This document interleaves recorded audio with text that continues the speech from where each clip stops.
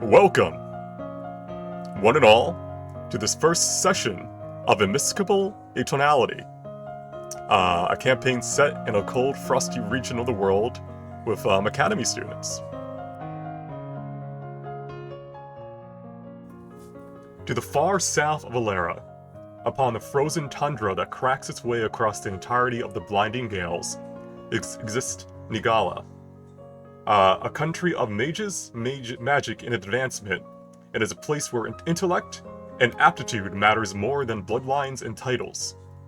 Considered one of the most magically advanced regions upon the continent, it is rare for its citizens to starve or lack housing.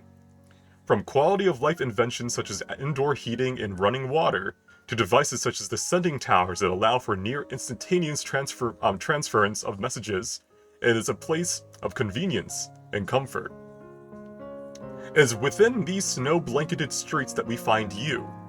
Either as a citizen or transfer, you pass through the crowds of one of the rail stations. In your hands you carry a single suitcase, packed to the brim with all you could think to bring with you. Dozens of others, dressed similarly, in a similar manner to you in uniforms, rush past as they board the massive etheric rail, a long chain of carriages and carts propelled upon an etherically charged rail system. They have the same goal as you, to attend the Academy. While there are many schools in Neagalla, only one can claim itself as the Academy. Located in the capital city of Astriel, the school only welcomes the best of the best into its halls. You've already dedicated much of your childhood to your studies to earn this chance, and by fate, determination, or pure luck, you've gained entry into the ranks of the elite. Regardless of how you got here, as soon as you board this magical device before you, the first of your 5 years there will begin. Ahead of you awaits untold trials, tests that will not only judge your intellect and ability, but also those of your personality and soul. Whenever or not you will succeed in graduating from here is solely up to you. For now, welcome, dear children, to the Academy.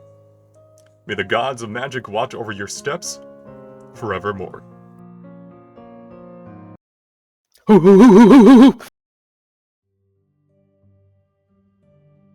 Some background music. Alright, so now let me go to my other. I've run through my little notes. There we go. The brief chill of the rail platform is dispelled as soon as you board the safety and comfort of the etheric rail. Protected from the elements by thick plates of enchanted mithril and steel, the on-board heaters do a wonderful job of warming the carts to a comfortable temperature.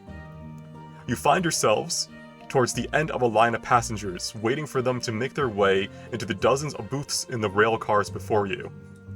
You knew that the Academy still had a lot of students, despite being so hard to get into, but you hadn't imagined an entire rail to be filled to the brim with them. Your steps take you past several cars, until you finally find yourself entering the last of the passenger cars on the rail. You check your ticket, a humming paper that swirls around your wrist, to double-check if there were still available seats to be found. Detecting your thoughts, the paper slowly transforms into an arrow, guiding you further into the railcar before you. Alright, I'm gonna roll a d8 now to see who gets to go first.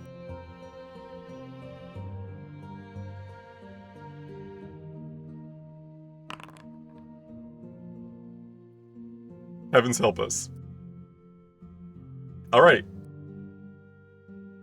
Ermi. Oh no. Is it correct that we have no vision yet on anything? Correct. You can check the stream, or you'll see when you get introduced. But yeah, the stream has the global point of view. Yep. But for now, Ermi, describe yourself as a player and also Ermi as a character. What we see as you kind of push your way past these other students taller than you, looking for your seat. You see, if you can see, because he's probably not much higher than the seats themselves.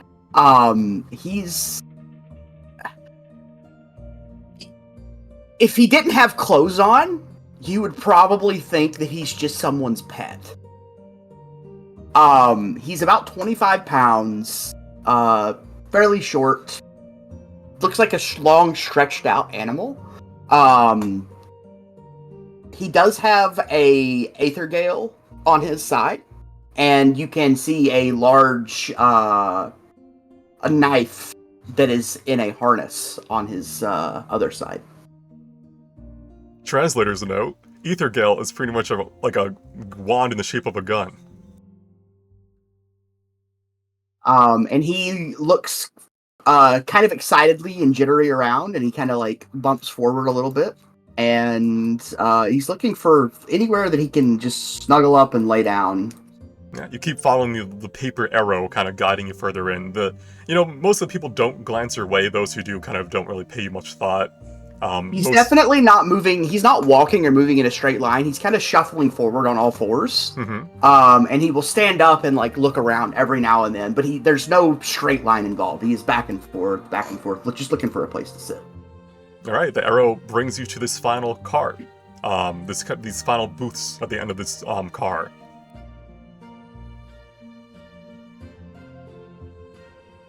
There we go. He has managed to get onto the seat, and he's going to curl up and put his nose like under his tail and just kind of go to sleep. So you curl up and just immediately pass out. Yep. All right. Okay. Oh, this is gonna be interesting.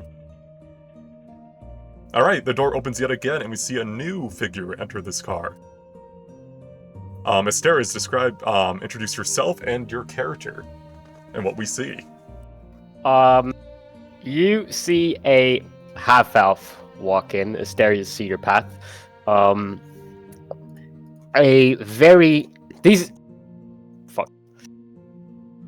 These are the school uniforms, but very messy, clearly unkempt.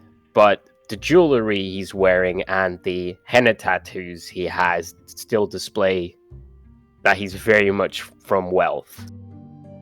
And he walks into the carriage, shoulders back, head raised, rather arrogantly.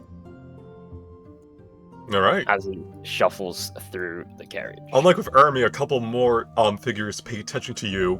You're not sure if it's because of your more fancy clothes or the fact that you're wearing a rank 1 badge as a student. It could be a mixture of both.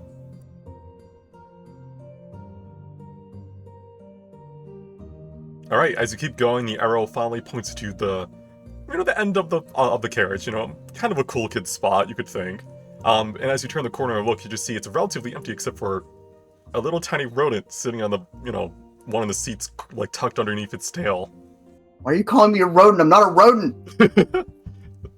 Sir Onyx. I'm a mustelid, or a weasel, if you will. Okay, my bad, weasel. Can't believe they let rodents on the train. I'll take a spot furthest from where Ermi is. Alright. And I'll put my feet up on, like, the length of the couch and then put my bag next to me, despite knowing that there's probably going to be more people who need to get on this train. I'm going to be one of those people that's not going to take their bag off until someone, like, expressly asks. Trying to claim as much space as you got. Yeah, I'm going to take it. Yeah, if you're paying attention, Ermi's eyes kind of, like, opens as you walk in, and he watches you sit down and he closes it again. Alright.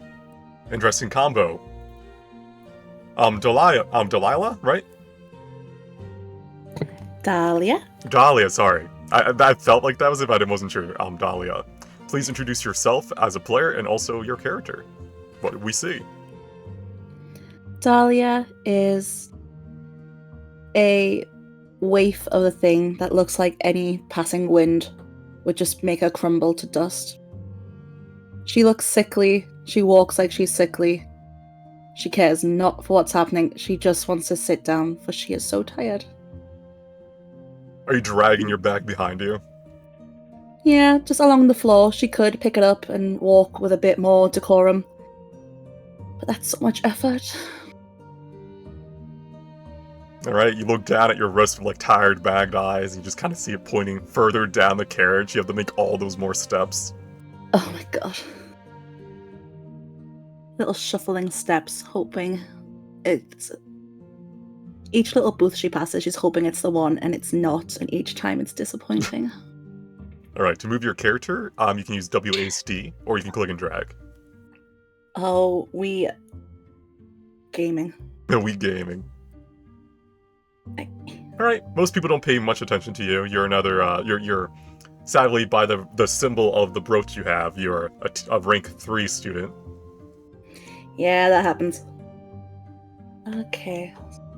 So she views her two options, which is somebody's pet, or, the guy who's claimed every place he could. And Path of Least Resistance, she'll just hang out with somebody's ferret, ?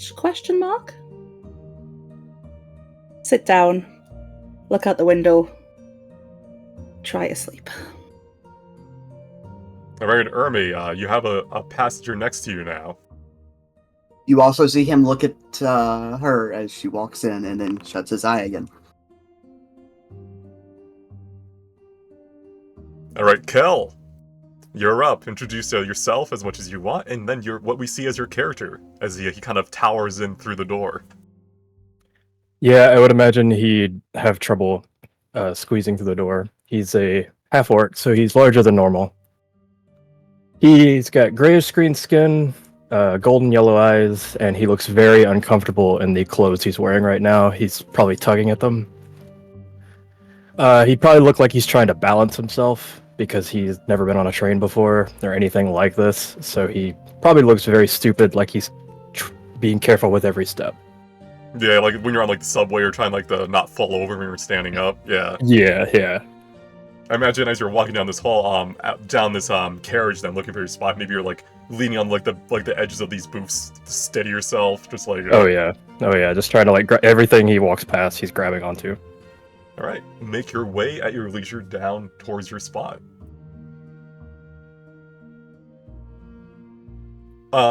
Similar to Asteria's, people do look at you.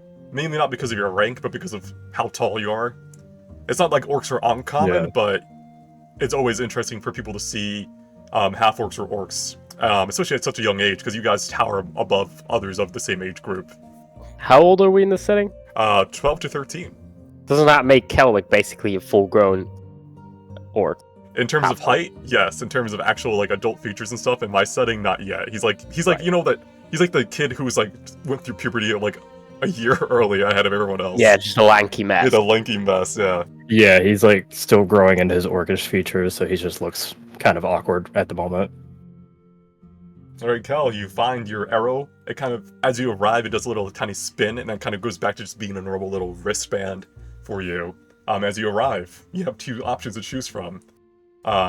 This frail girl who looks like if you just look at her, she'll fall over and turn to dust, along with a tiny, like, a weasel-like creature, or this very edgy-looking cool kid sitting with a bag, obviously giving off the vibe of, this is my seat.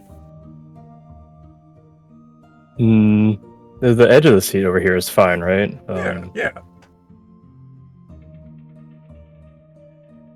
As close to the edge as possible, and just, like, making an awkward nod, and just goes back to looking in a space where nobody is looking. Same process. Irby's eye opens, watches you sit down, he closes. Mm-hmm. Also, for RP purposes, again, as a reminder, you can press F to turn yourself sideways if you want to, like, turn left and right. Don't spam it there, or else you're going to glitch yourself. Like, Dahlia just did. Duh.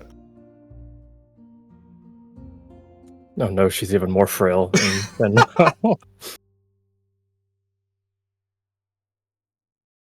There you go, fixed.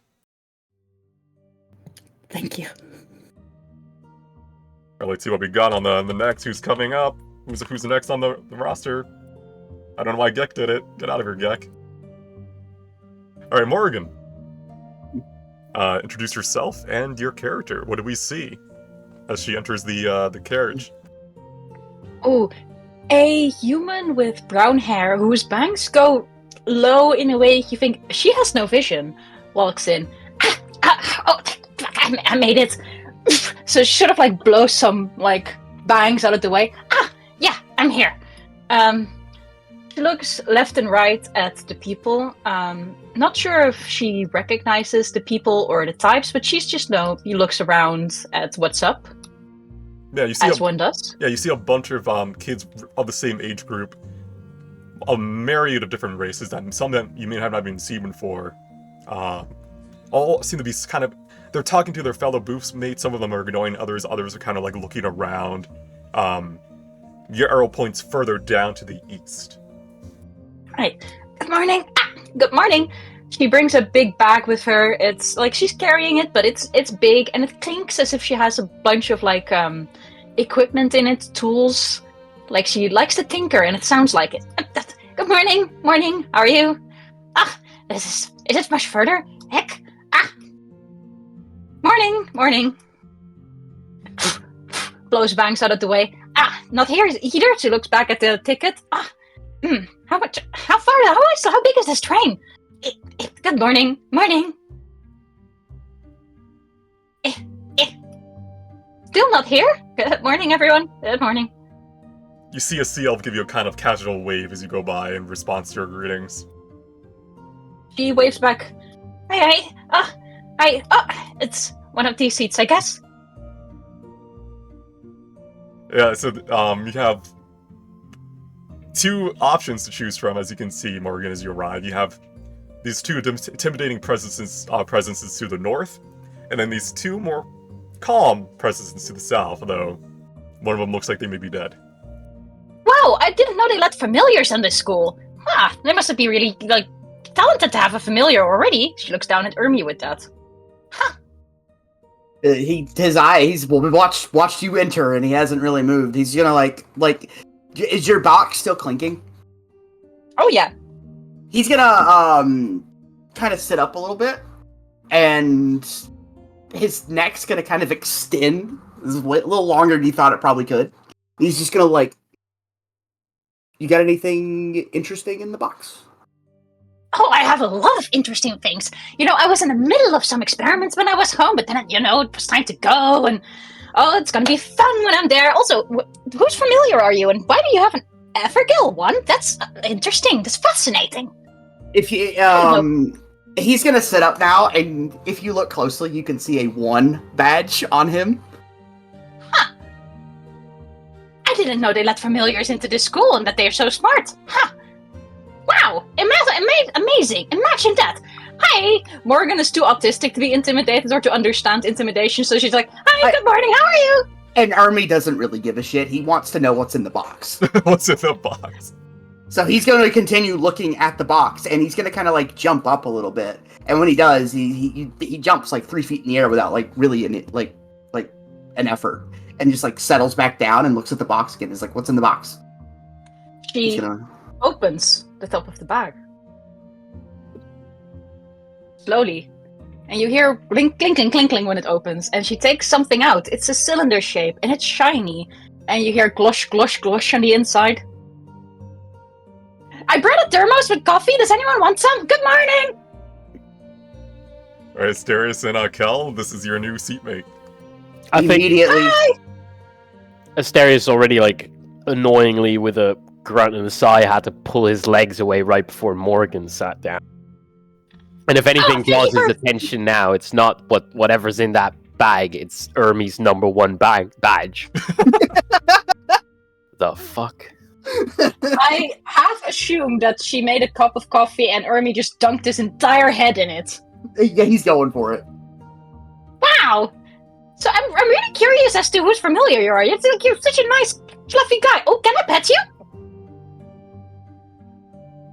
He's not going to answer. He's going to continue eating or drinking. I'll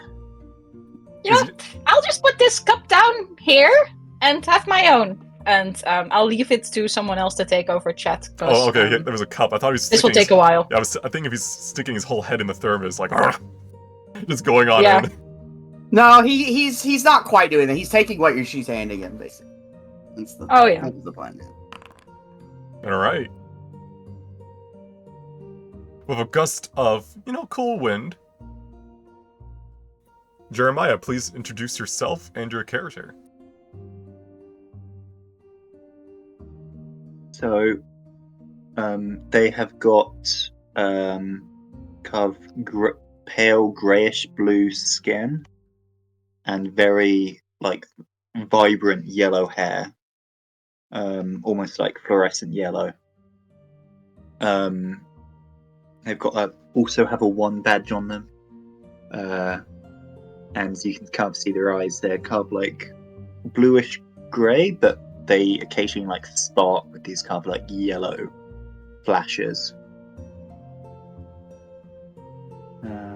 Right, and your arrow guides you to this end of the cart, where you see whatever's going on up north with this little ferret or weasel trying to drink coffee from this I guess diskept or unkept girl.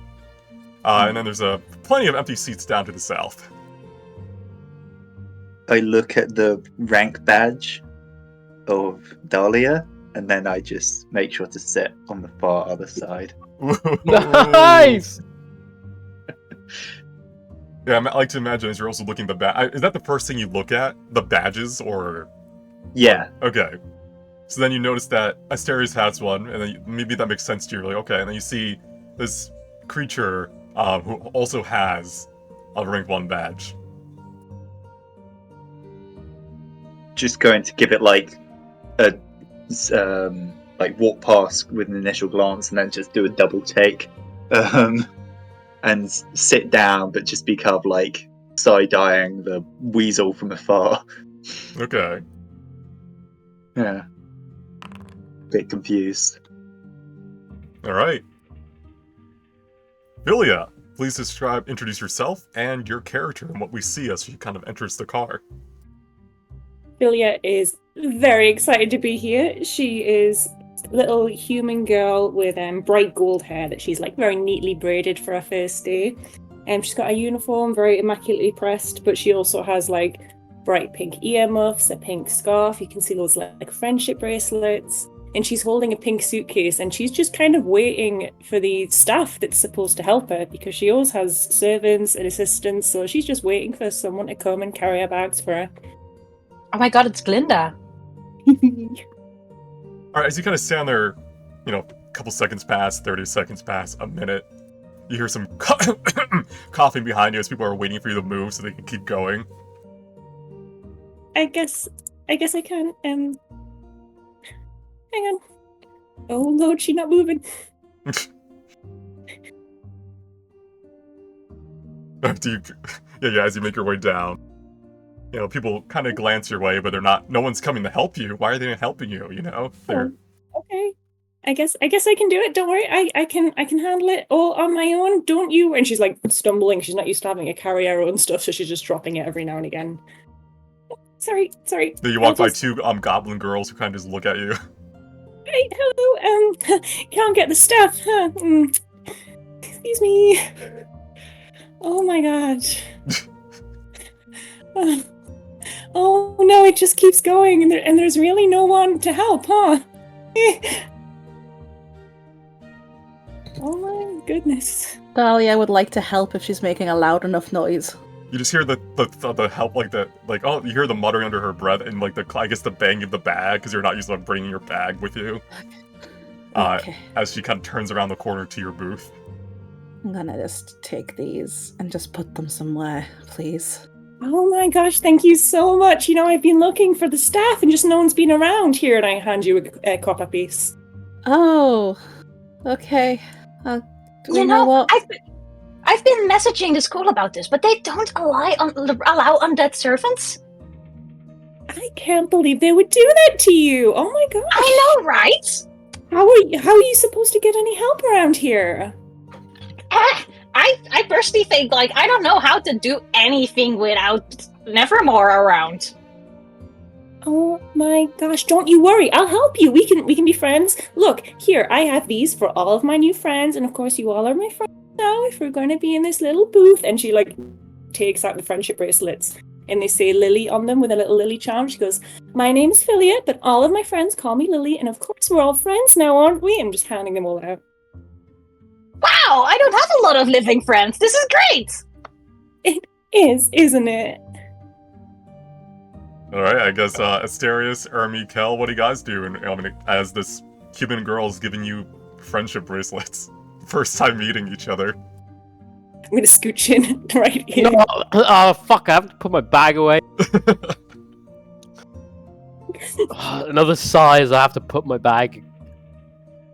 Do you actually put it underneath the seat where all the other bags go, or are you just kind of trying to find a more annoying place to have it? I think at this point I gotta sort of put it under my seat. Well, I mean, if everyone's over there, Dahlia would like to put her legs up and go to sleep. Are you fucking kidding me? Do I actually get handed a fucking friendship bracelet? I think you all did. Oh. Yeah. Does Asterius could contemplate just going over here? I think that's exactly what I do. I mean, I guess Ermi finished his coffee, so he's like, now I'm bored. No, now he's looking at everyone, and he's like looking at the stuff you have in your bag. Oh, now he gets the zoomies. I like to imagine because Kel's so big, Ermi's kind of standing on one of his legs for support, without even considering it. Like you know the little tiny weasel stand. Yeah. Yeah, that wouldn't bother him. All right. And last I but don't not think least, their friendship bracelet would fit though. So is it like a friendship ring or something? And immediately start making one bigger one and one little one for Ernie. I'm like, oh, I can fix it. Don't you worry. I'll make ones that fit everyone. I'm very inclusive like that. I'm assuming you just dropped one on Ermi's head. Like he's wearing it like a necklace. Yeah, that's really cute. So, since the first person Dahlia tried to speak to paid her and walked away, which was nice, she's going to try and offer this new person a muffin who's come sat next to her. Would he like a muffin? Okay. How's the muffin looking? It's good. She didn't make it. Where'd you get these from? Above average. My auntie made them. She good at that baking? Which is pretty good. Very well, I'll have one. It's red elderberry. Just hands it over. I'll take it. But first I take a big whiff of my magic vape before I take a bite. The what now? The magic Is that- vape. Don't worry about it. It's like a vape Ew. for magic. I don't know what to tell you. He got a magical pipe. Is it like berry? She doesn't need to, but she's just making a point. It's a berry grape blast because that smells good. No, it's like lemon key pie. Nice. All right. Her name. Introduce yourself and your character. What do we see as he enters the car? Well, in walks a very silverish, white, shimmering dragonborn. He is well groomed. His uniform is pristine. His badge is shining, as if it had been freshly polished. And even as he walks, he just brushes off a little bit of snow or a hair that fell on his uniform. And he's judging people as he walks by, seeing what rank they are, what they look like. But he looks down at his wrist to see where he needs to go. I like it's one of those I imagine it's one of those snobbish looks down. You don't even bend your neck. You just glance down your eyes while you look straight ahead. You're like, Mhm. It seems to be guiding towards a noisy booth at the very back of the rail. He looks away from the goblins and kind of sneers. So uncivilized. You see one of the goblins holding the other one back, who's like yelling at you in Goblin. Blah, blah, blah. Ooh. All right, you see 5 of these people wearing, I think 5 wearing friendship bracelets as you enter this. This is where your arrow is pointing you. Wait, who are you including in the people that's we're wearing these friendship bracelets? Certainly not Asterius. Yeah. No. Yeah. I look at the group to the north and go, I see 2 people with ones over here. I'll take my seat right at the end then. But one of the girls in the north is clearly popular. Was the muffin easy? Can I roll? I was paying attention to that. I would have Why am I been. getting targeted? Hang on. I would have came over here the moment you pulled out a muffin. By the way. He does the wheels stand. He looks over as you pull out the muffin. He runs over in all fours.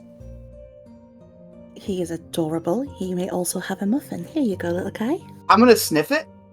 Yeah? And he's just gonna kind of like turn his nose up at it. Oh. I thought you had something better.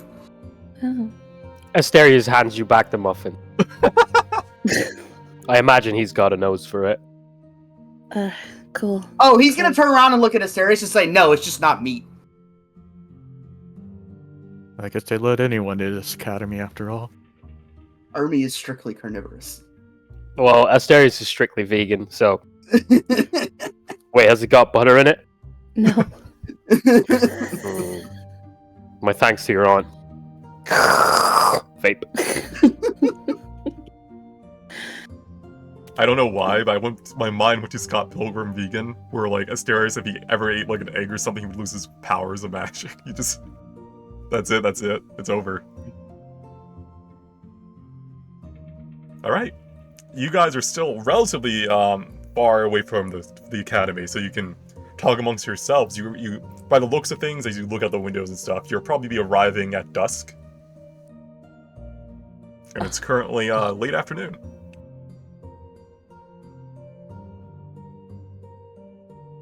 Well, I'll take their muffins if they don't want it. Anyone can have muffins. I was promised this would make me friends on the train, and it's not working. I take both of the muffins.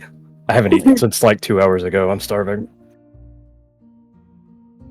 I imagine you don't even chew them; you just inhale them. Like, Oh yeah, just hopefully there wasn't paper in those or wrapped around them. So what is Texas character Hiran on? Haranna. Here, let me look. Let me move. At this point, Ermi is like trying to open your bag and look inside of it. Oh, you don't want to do that, Ermi. Some things are a bit of poison on it. You know, it's just to make sure it doesn't start to rot. A bit. He's gonna like turn his like head sideways and be like, "Huh? Poison, you say? It's like some things shouldn't be touched. Otherwise, I love sharing my toys with people, but Does it maybe smell? there? What does it smell like coming out of there?" It smells like mortuary. Like the preservatives So and it's stuff like that. Preservatives, yeah, those types of liquids, a bit of rotten meat. As a reminder, necromancy is actually not banned in Neagalla, it's actually promoted.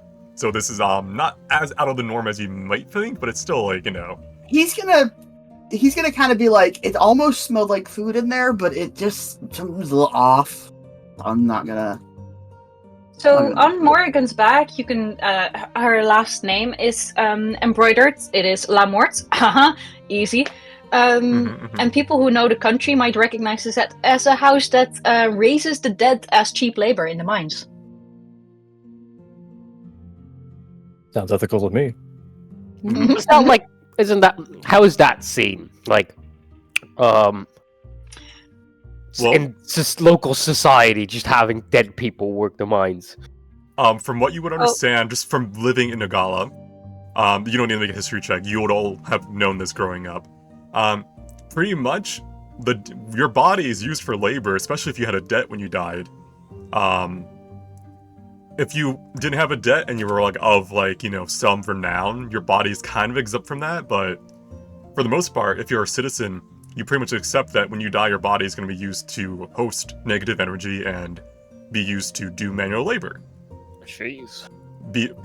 Running, in the sewers, keeping everything clean, mining, providing power, doing the dangerous jobs no one wants to do when they're alive.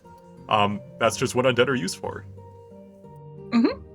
Because as a reminder, the dead aren't souls being used. It's just negative energy from the negative plane animated the body. Other countries find this, evil or, disgusting, but for you guys, you've grown up around it. Although you have noticed, recently they are moving towards war dolls, which are pretty much automatons instead of undead. But they're more expensive. But those are not biodegradable! They are not, Morgan, they are not. Also, for if you want to place yourself easier for roleplay purposes, if you use Shift, Drag, you can place yourself like anywhere you want on your screen. So you can shift and drag yourself to be more fine, not following the Wow. grid. I'm already off a grid. Yes, you but- are. Yeah. Mysterious would never stick to anything the system wants him to stick to. All right. As you guys sit here, there will be, of course, the cliche trolley coming by, offering you very elaborate and extravagant meals, snacks and stuff for those who wish to partake. I have 1 copper piece. You have money, just because it's not listed in your. I didn't go and give you all the money because money is not really as necessary in this campaign. But you have, depending on your social, like what you're living, like what your social life was. You have like that amount of money per week to spend. So if you're from a rich family, you could probably buy most of this cart. If you're from a poor family, you could probably buy a couple of meals, like a couple of things from the cart, from the trolley. Oh, no, I'm alright. I brought my own sandwiches, and I've got everything. You know, you gotta keep your money in your pocket. Asteri's not the type to bring his own lunch, so he'll buy like some stuff. Are you like a hot lunch, or are you eating just something like quick and easy? No, hot lunch. Okay. I'll get something I can eat refinedly. In a picture of class. He is going around just looking at all the things that people have brought. Why are you in a wild shape? He's gonna look at his head and be like, I'm not a druid. Jeremiah's gonna pull out something which seems very like out of place, like quite a like stinky, old-fashioned looking meal. Like a, I don't know, bunch of prunes or something. I don't know. That probably raises some eyebrows. Just start munching Oh, on it. my grandfather eats that all the time too. Oh, well, his skeleton still eats it. What does the skeleton eat? Where does it go? Honestly, it gets really messy, but sometimes when they do certain things for life every day, then the body wants to keep doing it somehow, and we just don't stop them. It's like easier to just let them do what they want. Is this undeath thing of yours not a fate for the poor and the lower class? Yep, especially when they have debt. You know, some debt collectors pay us to make sure that their bodies get used in the place they want them, to still And make that money and pay off their Somehow debt. includes your grandfather? Oh no, it's just like, you know, keeping him around. Sentimental reasons. Oh god. He cleans the toilet. I don't have to do that. I'm quite happy about it. It's distasteful. Sensitive. My family uses every part of the animal. I don't see why we don't do that for our kin. It's very strange. Exactly.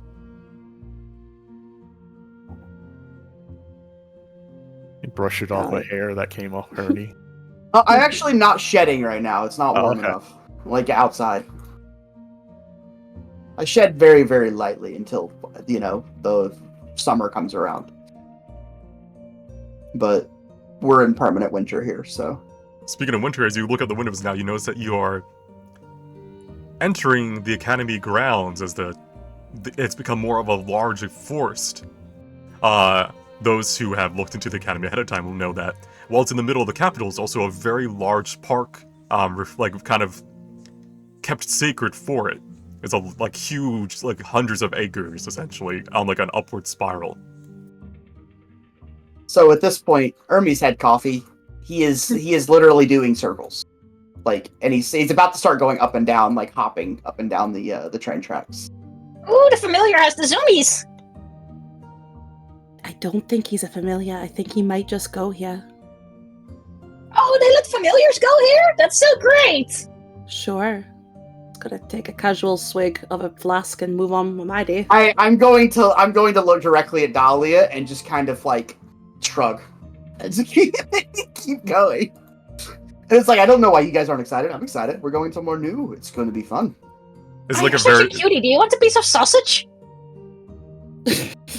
Bolts immediately. You see him. This man runs extraordinarily fast when he wants to. Like, it's suddenly he's here, and then suddenly he's there. It's like, He probably did it in Morgan- one jump. He probably jumped. Let's be real. Like, it was an instant movement. Morgan breaks a sausage off like one part of her sandwich to give to Ermi. He grabs it with both hands, nods his head in appreciation, and starts going to town. He's hungry. Our booth. The trolley, like, are you hungry? We can get you some more.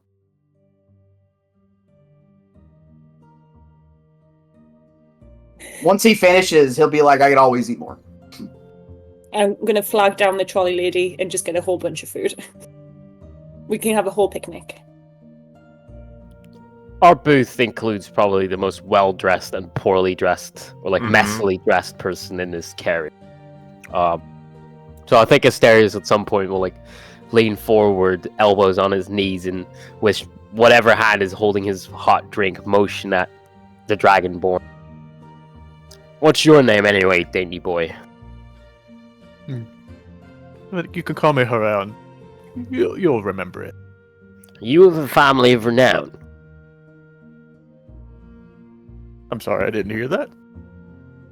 Is your family of a high standing? Oh, yes. Of the highest. Really now, and have I heard of this family?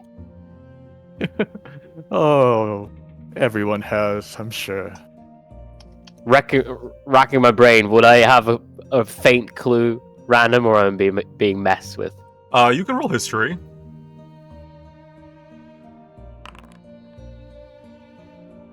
All right. Can you pronounce your last name for him for me, Tex? Because I don't want to say it wrong. Pagomenos. The Pegamenos family is a family of accomplished magic casters and warriors. Yeah, they're relatively well off. They like every family line, obviously you need to prove yourself to keep. You don't like inherit wealth in this country. You just kind of have to keep going. You can't like be. So pretty much you have to prove yourself as a son or a daughter to keep the line going. But they've been around for quite some time. I take it you didn't actually pronounce. You say out the little name yourself. You let it. Yeah, so you would know how to say it. Yeah. Yeah. And what Probably about like you? deducing that you're from that family. Like I'll contentedly lean back, knowing there's some good standing in this carriage at least. I am of good standing, sir.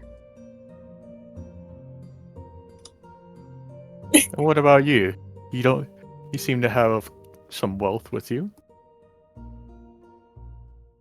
The Cedar Path family, actually. Haran, you could roll history if you wish to know that. Although it's an easy DC, similar to your family name. Probably rolled some dice. Ooh, secret. With an 11, am I aware of that family name? Yeah. Do you want to give us a brief summary of your Cedar Path family then, Eric? Sure. It's one of the older families around. They originally moved here from the Elf Empire after the whole thing fell. And they're a family mostly known for doing an incredibly amount of have a lot of prosperous business. They're in the trade. And I've been like expanding their influence among like highly respected families. Would I be at all familiar with them? Yeah. Yeah? Yeah. Okay.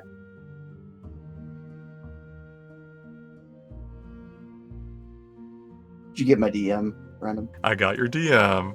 Okay, I was making sure. I also got Steph's DM, which I'm just ignoring. Daddy David, why? No. Also, 7 slides of family backstory you summarize in 2 sentences. I'm like genuinely impressed. You're welcome. You worked on that longer than I did. That's called efficiency, baby. I love the idea of Asteris getting a PowerPoint ready of his own family. Not made by myself. Yeah, your family Importantly. hired like external help. So, That's how you know could- you're rich. would I potentially know anyone specific from that family?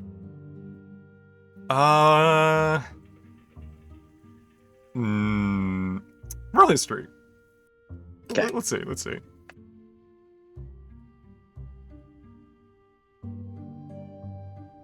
Oh, I just noticed you were a 3. Ooh, dust yourself off. Asteris, was your mother the elf or the father? Uh, I forgot of your 7th Steph. page backstory. Steph! Yes, yes, darling. Is the mother or the father the elf? Mother. Okay. The mother is the elf. Precious Cedar Path. And do you know her name? Precious. Precious. Oh, I thought you were just saying like you were being affectionate. Okay, so Precious. So you would know, the name Precious Cedar Path comes to your mind, Jeremiah. Oh, do you know a Precious? Like, confused frown. Yes, that's my mother. Oh, we used to be friends back in the day. Quite some time back though. Uh-huh. I'm sure you were.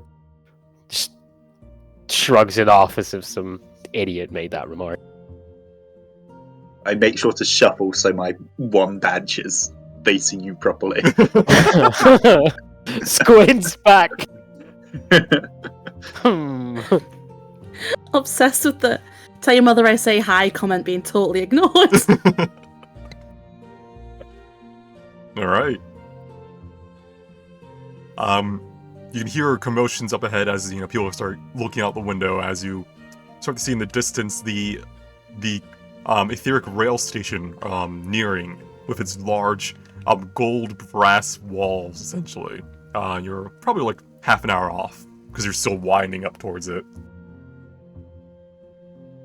Ermy is just like every couple of like steps he takes, he's jumping like 3 or 4 feet in the air, casually, boom, like bouncing around, legitimately. So somebody cage this ferret. Try to put me in a cage and I'll blow your brains out. Maybe I shouldn't have given him that coffee, but he looked so happy to have sips of it. He's so cute. He's having the best time. I'm just imagining him on all fours as he runs too. He's just doing that little like circle. Oh yeah, definitely. He's just bouncing off the walls. All right. Is there anything else you wish to get to do while you're on your first meeting on this rail car, or should I move you guys on forward? I'm Take going to this- lean over and give Hirian a friendship bracelet too, because he wasn't there when I handed them out. He deserves one.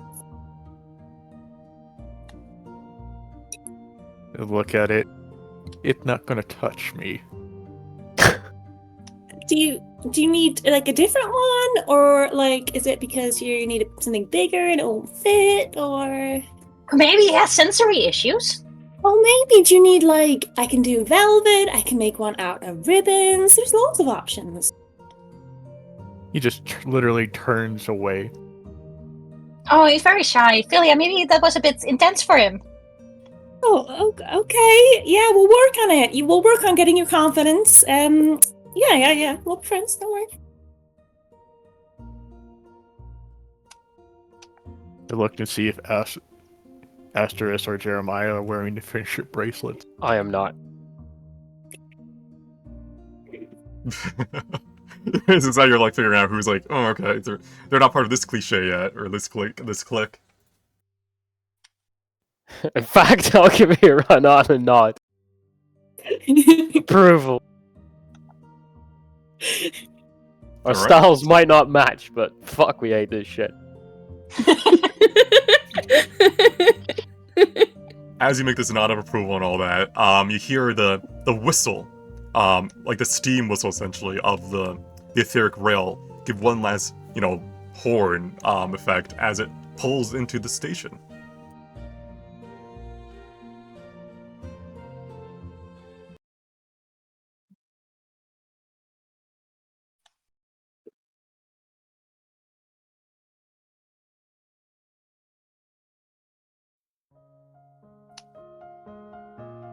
All right.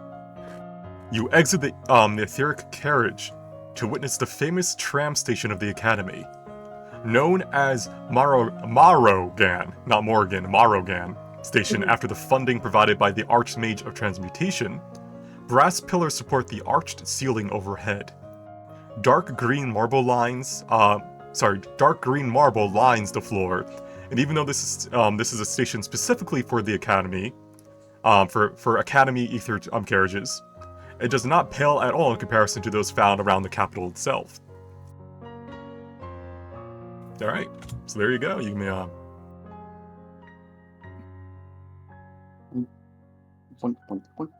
It's still black for me. Is it Maybe clear it's where we loading. need to head? Or are we just heading down? up. It shouldn't be black for you. You should. No, we're Vision. good. We're good. We've got full vision. Yeah, mine's black Okay. as well, but it said something about not being able to load the texture. Oh, Hands in my pockets, chest forward. Just gonna saunter straight on over. you're not gonna be on this Oh, map I for too forgot. long, so I can watch on stream as well. yeah, like it's literally just gonna. Is this this is a pretty map, by the way. The whole like unicorn thing. Is this like signifying of anything? Is this meant to impress, or is this basically just what the entire academy is going to be like, and like sense of scale and Sense of scale, yes. This, like, you can imagine like the academy being like this when you actually go up and into it, but this is just a tram station. This poster's giving Ruby, and I like it. Lily's gonna wait for someone to take her bags again. No one arrives. Okay. Should have given me a friendship bracelet. I'd have carried it, bitch. Alright, can you Good all idea. see now? Yeah.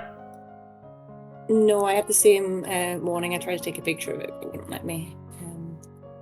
It may not have like loaded correctly because of your internet connection or something like that. Said something about the pixels.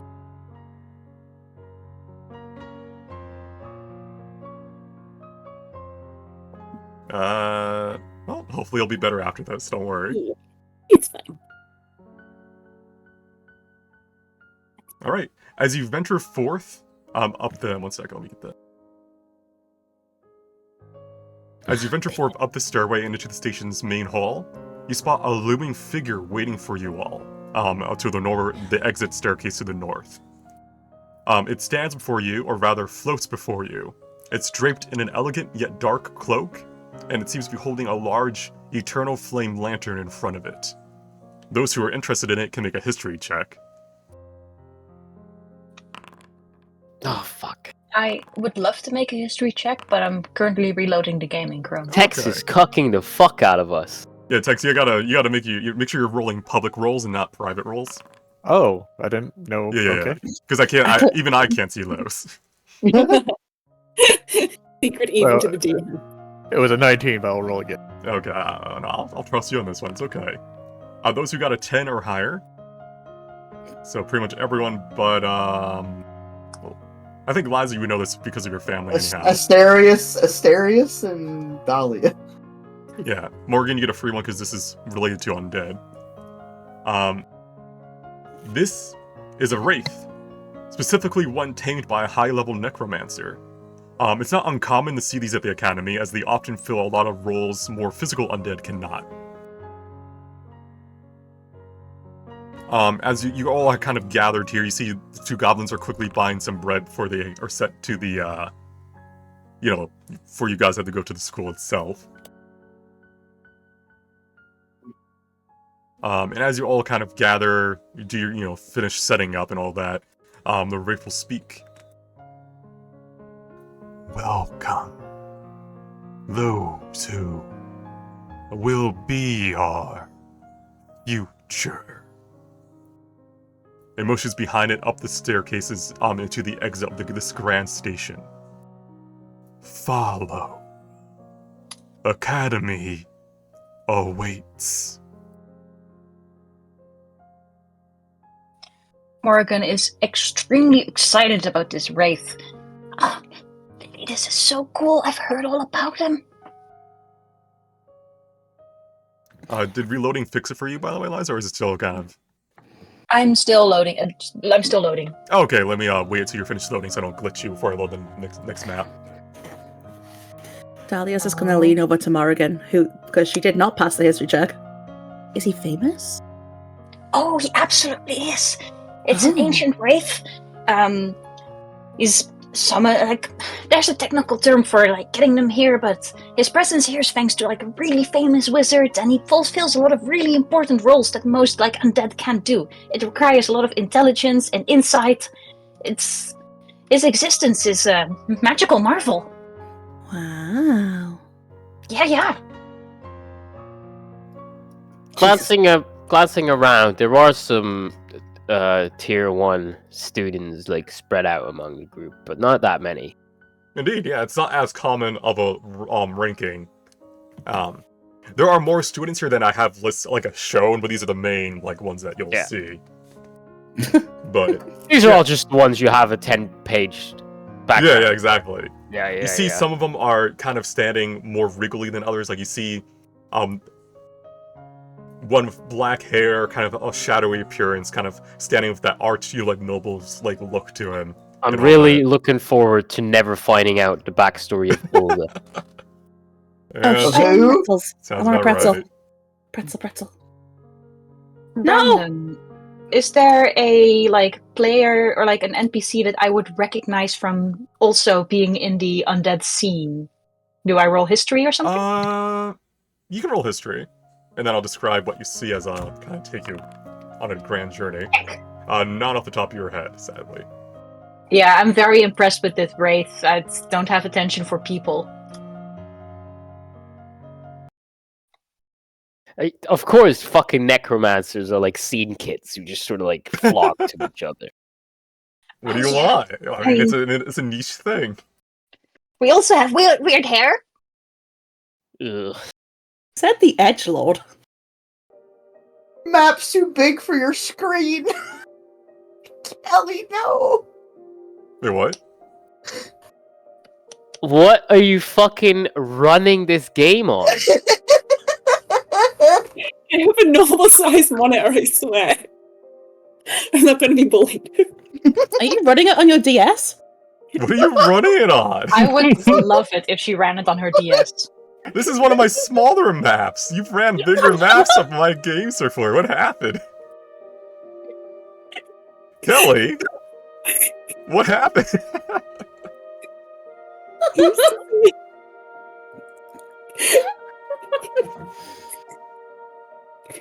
Listen, Okay. it's fine.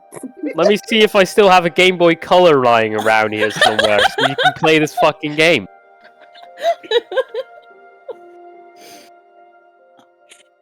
It's a pretty map. How unfortunate. We'll have to look into this in the future. For now, I guess you'll have to navigate using the stream. Look at the stream, peasant. Liza, can you see? Yeah, I switched to Chrome and that solves it for me. Maybe are you not on the Chrome, Kelly? I'm on Chrome.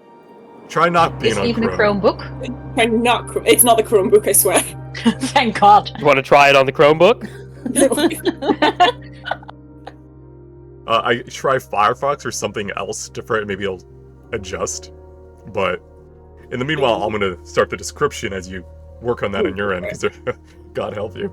Anyhow, step by step, you make your way along the stone-paved path.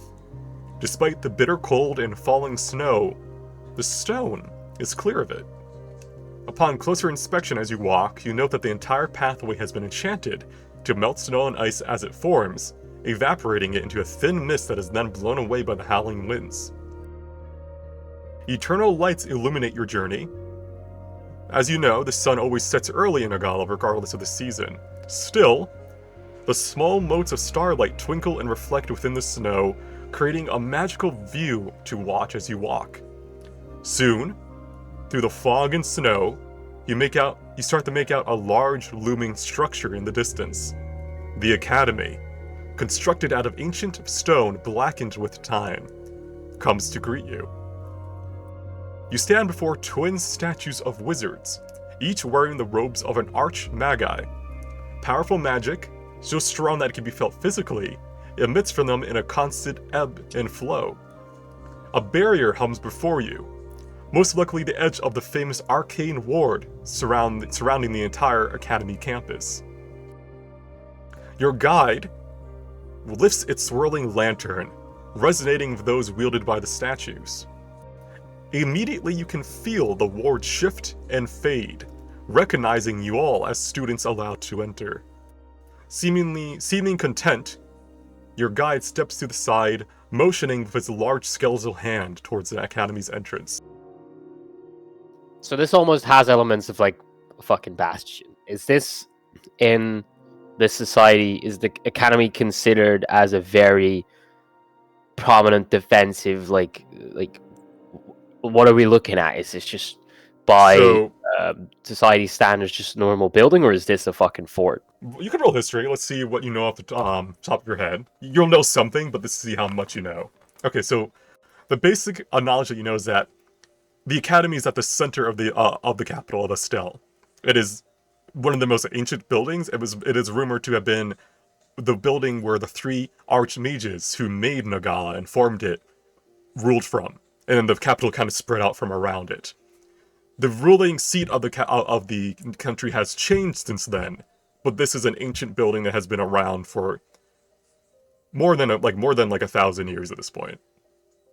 All right, cool.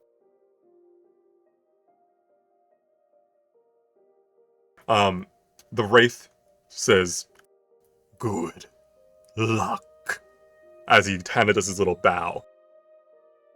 And you can move as you wish. The other students kind of move, they're here moving with you, but I'm not going to be moving 50 tokens at once. So they're kind of moving along, kind of taking the building as well. You see some of them, like the goblins especially, are kind of like wide-eyed, like amazed by what they see. Others are kind of like, more like calm and kind of being like, yeah, this is Neagalla, get over it. And they're just kind of walking down the halls and stuff like that. Morgan takes some extra time to observe the Wraith, gives him a bow to thank him, and then walks on. Yeah, the Wraith gives you a bow again as well. It seems it's not like a mindless undead. It definitely has a conscience to it. I made my first Wraith friend! You notice that Philia has been attached to your hip. It's okay, Philia. This is a weird place, and you're struggling with your bags, of course. I'm not gonna carry them for you. Mine are really heavy already. Oh my gosh, they should really have servants. Oh, yeah. But All you know, that's... To describe more as you pass through the barrier, after passing through the warding barrier, the first thing you all notice is warmth, as it washes over you like a comforting wave. It's not too humid, not too dry, and it warms your bones and pushes away the sensations of winter. And this isn't like, the heating's on. This is like a magical aura that kind of like warms you from within, in addition to the heating and stuff the Academy has. Then, you notice the smell, the scent of oak trees and flowers that line the entrance garden that you all now kind of entered. Directly ahead, you can make out a fountain showing off 3 people. Those who are interested in these people in particular can roll history to see if they know anything about it.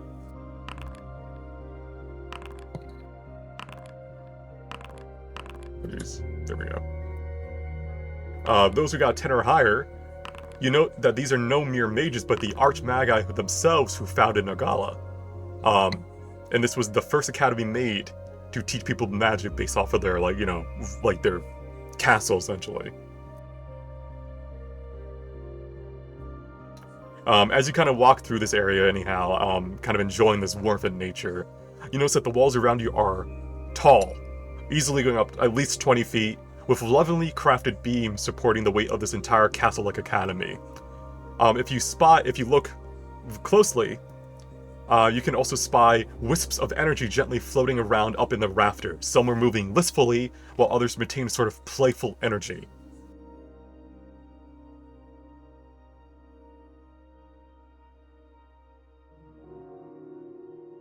As you approach the north, as a large group, like everyone's gathering here, like people are looking up at these large doors, you see massive golden doors blocking your way forward.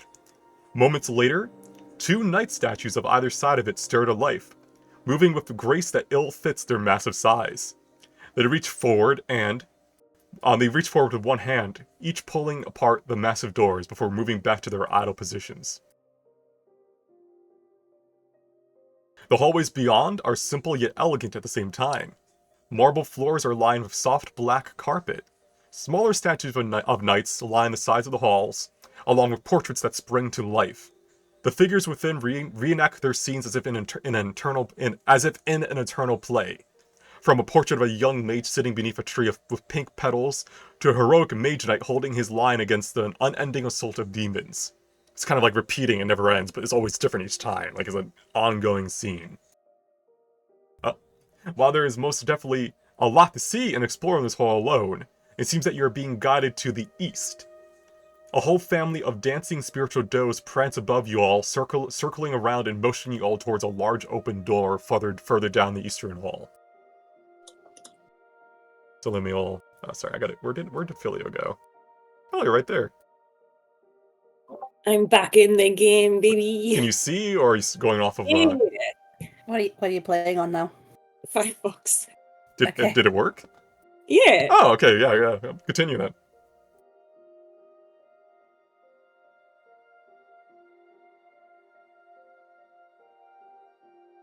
Don't worry, you'll be able to explore all the schools soon.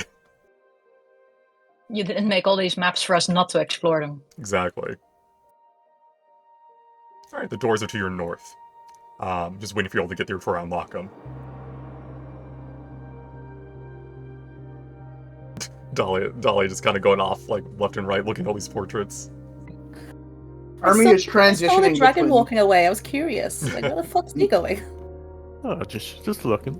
Yeah, Army is transitioning between, like, all fours and upright pretty consistently. Alright. As you approach these open doors, you see that this is the Academy's dining hall. A large chamber filled with dozens upon dozens of comfortable dining chairs that sit up before 4 massive tables. Already, other students sit upon these chairs, upperclassmen who await to see where every new student will end up sitting.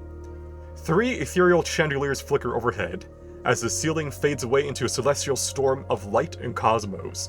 Shooting stars fall downwards, and a large celestial whale sings its song as it arcs overhead. You have heard rumors about how advanced the magic at play in the Academy was, but nothing could have prepared your young mind for such a gorgeous display. You may enter the hall, obviously. You can go. As you tear... Who closed the door? Stop. Smack sand. Stop. Army, you can't open and close the door, they're too big. Detention for 1,000 years. Detention for 1,000 years. As you tear your eyes away from the view above, you make out several adults sitting patiently at the northernmost table.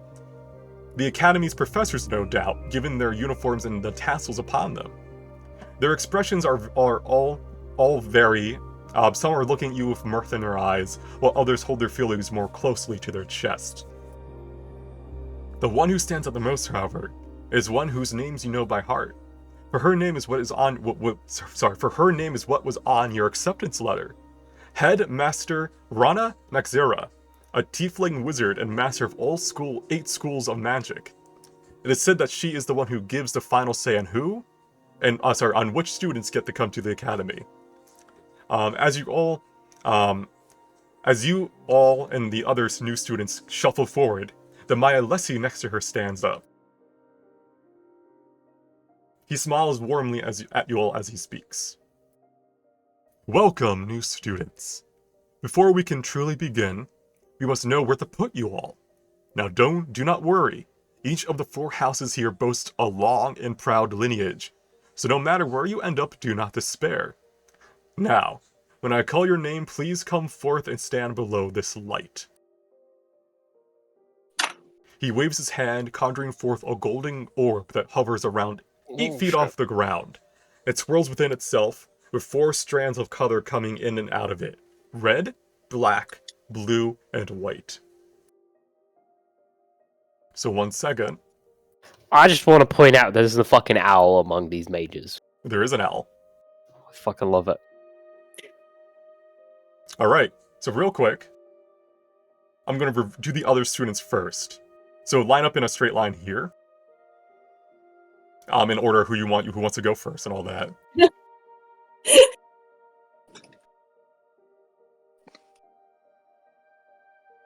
Tex is standing on top of me. I don't mind my character being put down, but I can't move her anymore. This is where the bullying starts. Pushes Thank her you. behind. Yeah. Okay, Alright. I guess.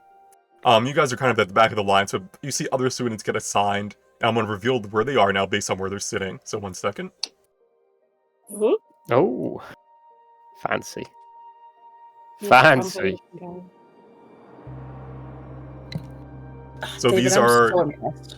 fellow students based on their classes. I haven't given them their icon yet because I didn't want to spoil it. I could toggle on and off easily, but depending on what you roll, they may be your dorm mates or fellow, housemates. So, Hell yeah. Asterius, step forward.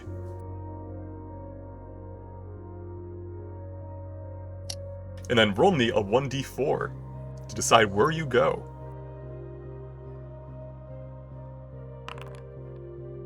Alright. You close your mind as these colors kind of weave around you, forming like almost like a barrier as they kind of weave around you like serpents, or weasels, if you want to have that mental image instead. You close your mind as you wait for something to come to you. Whatever, this is a feeling that's building up within you. And then you hear a terrifying roar as a four-legged, massive creature rushes towards you with great power and strength. It opens its maw as it kind of consumes you whole. And 1 second as I give you the token that will give you your,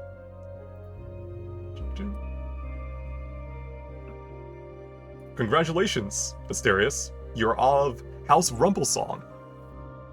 The black-seated chairs to the left. These Of course, these the were Edge Lord has the black one. these were not in the setting description, were they? Like, are we familiar? They're just houses for off the top of your head. You'll probably learn more about them as you play. Oh, okay, I'll wait for that then. Mm-hmm. Left, right? Yes. I imagine slightly shook from the experience just now. I'll make my way over. Alright. Hernan, roll me a d4.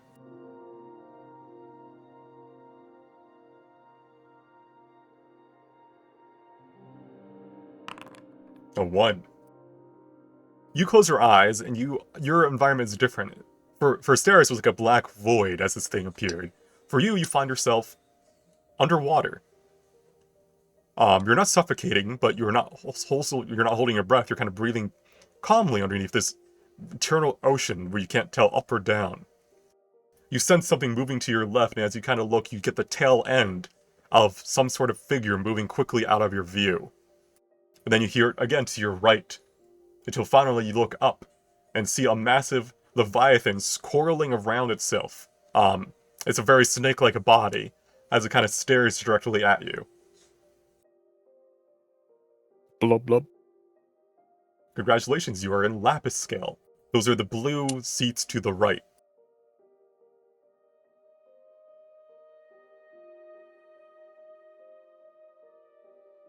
Alright, Morrigan, you're up next. Roll me a 1d4. 4.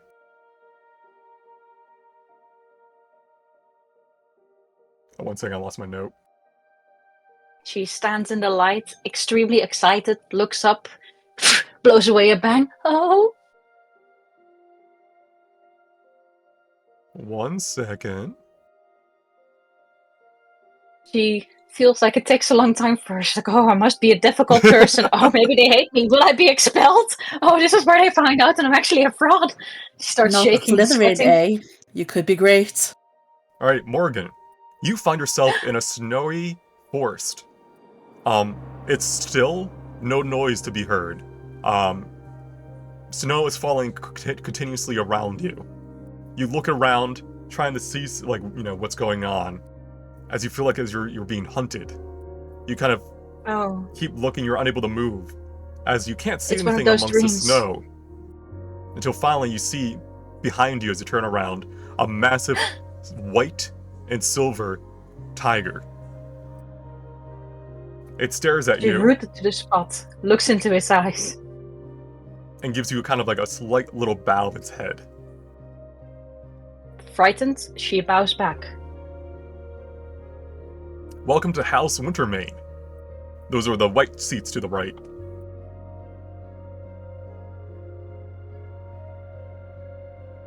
Alright. Jeremiah, roll me a d4. Alright. Much like with Morrigan, you are in a forest. But in your case, you're being chased. Feeling out of place, unable to find a place to be safe. As you kind of stumble down a snowy bank, tossing and turning through these, like these evergreen trees, you find yourself standing before this white silver tiger. And it gives you kind of like that, that look of it's hard to describe a tiger's look, but it's like eyeing you from the side. Before it kind of gives like a little scoff and nods. As you see upon your brooch, you now have the Wintermane badge.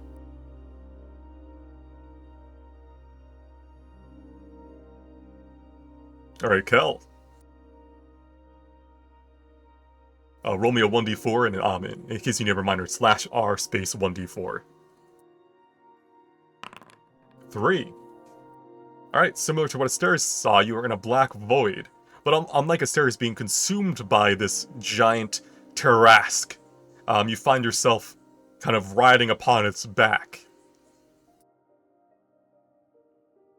Giving you like a sense of being like secure and safe. Welcome to House Rumblesong. Woo! And those are the black seats to the left. You do a little toss. That's actually so fitting for him. I love that. That was canon. That's canon, the canon choice. Oh god, Ermi. Alright, Ermi, let's find out what house has to deal with your chaos. Let's see. Please, not me. A 3. Oh, fuck. Oh, thank goodness. We see a massive, it's the same thing, Ermi. Black Void, Tarrasque, but I imagine you're just kind of running along its leg, like an eternal highway. With Highway the Hell playing in your mind as you're just going, running on all fours up it.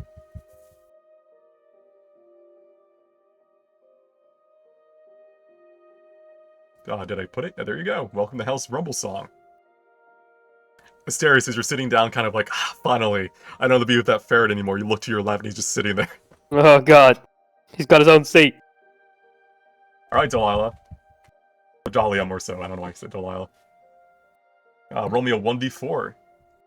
I will. I'm embarrassed.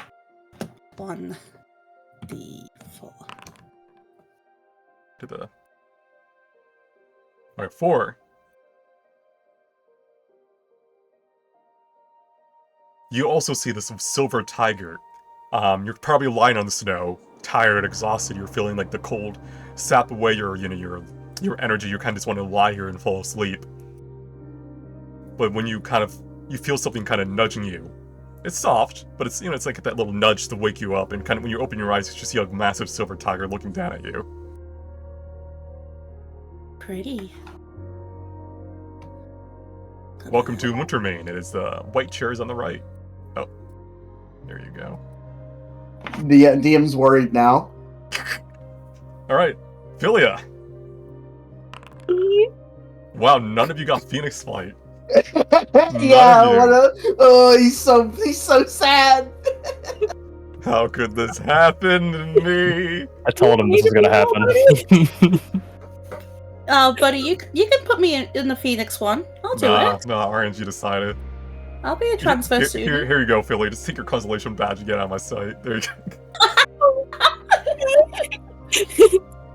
go. You're in the black chairs next to Kel. I'm gonna give the headmaster a little curtsy and a little wave before I go. Oh my gosh, I knew this was a sign we're going to be the best of friends. Hours I slaved over a hot stove.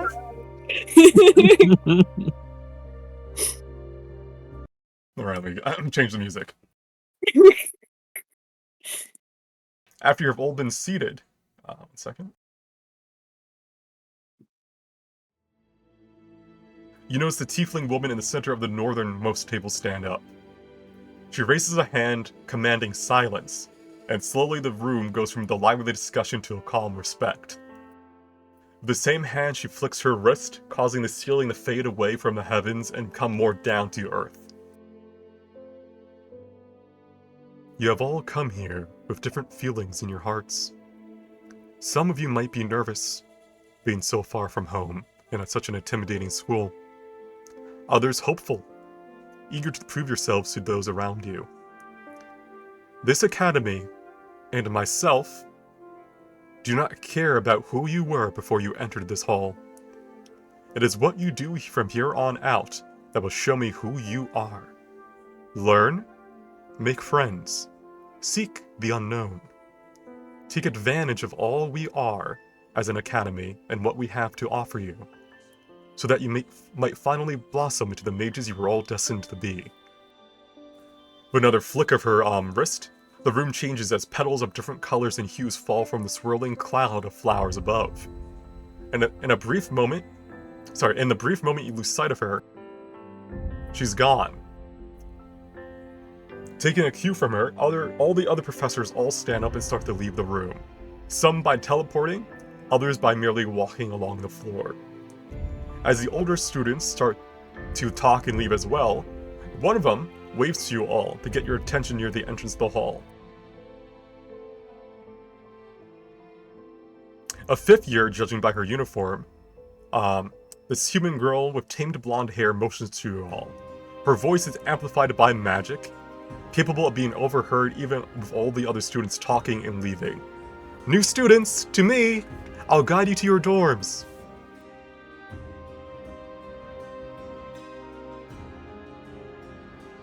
Runs across table.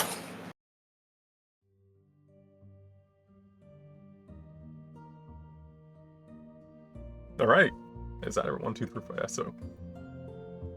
Anyone? Yeah, Ermi doesn't see decorum like that. There's no obstacles for him. He just goes.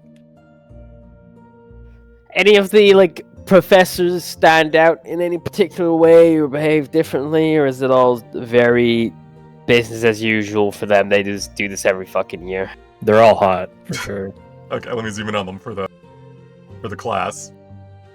So some of them, like Professor Falmar, kind of is giving you all polite nods as you leave, and he's kind of walking with his back clasped.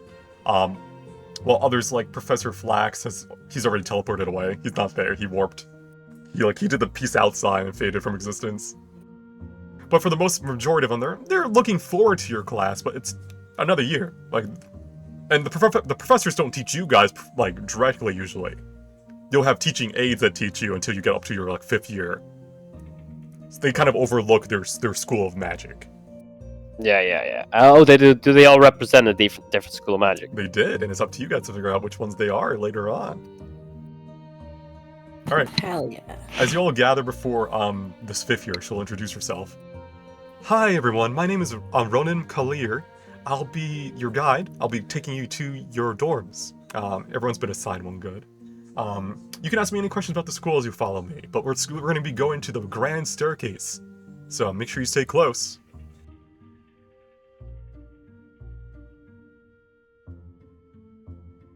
And as she walks, you guys can ask questions. I've heard that the layout of this school changes, or is that just because previous people were confused about it and never memorized the map? It does change. Usually you can find your way, especially if the sending tablets are all finding your dorms. But there have been times where I've gotten lost and had to rush to my latest class because a hallway has decided to become vertical instead of horizontal. Huh, I always assumed it was a skill issue.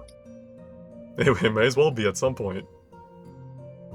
Alright, this is the grand What's your staircase. favorite class? Ooh, that's a good question. I've always been a fan of transportation. I like making things. Anyway, you said, where are we?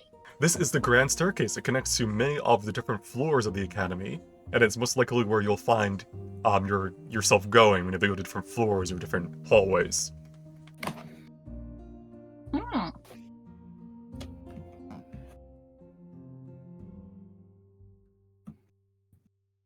As you walk by, you notice there's a nice little lounge area, there's little vending machines for if you need some snacks or some drinks.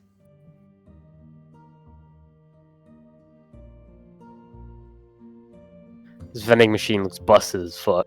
There's not a lot of vending machine assets. What do you want from me? But yeah, so as you kind of come here, she'll motion.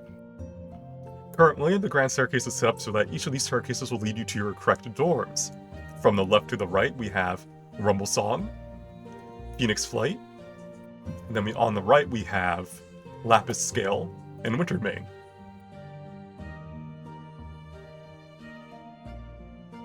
Which house are you in?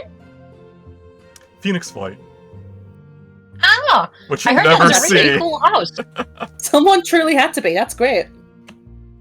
There's no chance that we can at some point visit you, for advice or just to see the really cool dorms. I heard the dorms are really cool. Don't worry, I've been assigned your year's advisor. When I have free time, of course. I'm preparing for my thesis. But you can visit any dorm as you wish. You just can't enter the dorm rooms unless you have permission from those inside. What's your thesis on?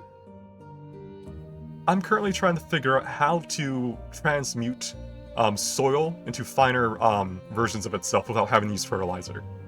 Oh, that'd be so useful. Indeed. Well, now, make your way to your dorms. You'll notice that they are assigned based on girls on one side, boys on the other. You can't go into each other's dorms. Sorry, there were some issues way in the past, so keep it safe. Be safe. But enjoy your night. Tomorrow, I'm pretty sure you're just gonna have an intro to magic, and then you'll have the rest of the day free to get a layout of the school. Understood?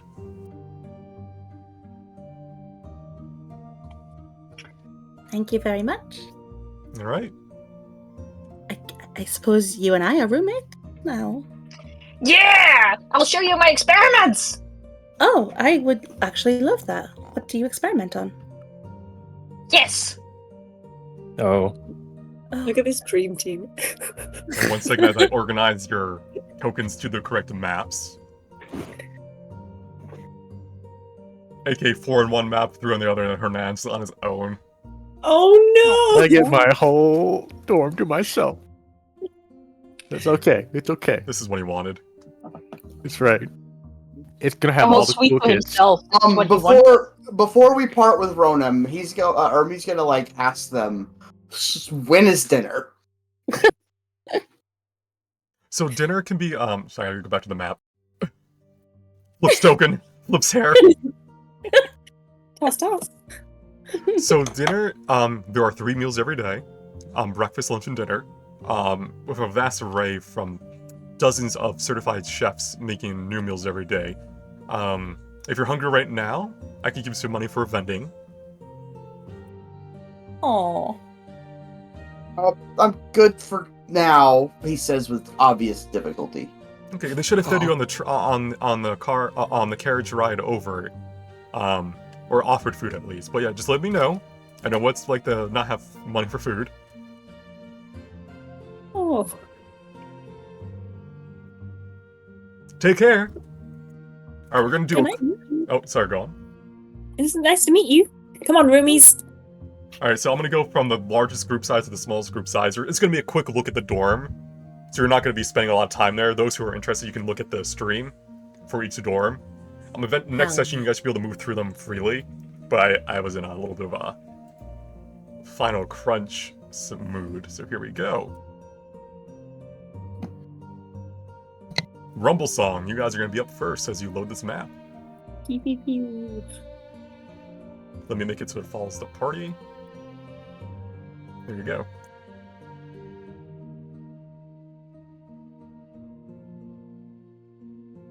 oh, Cal would feel very at home here.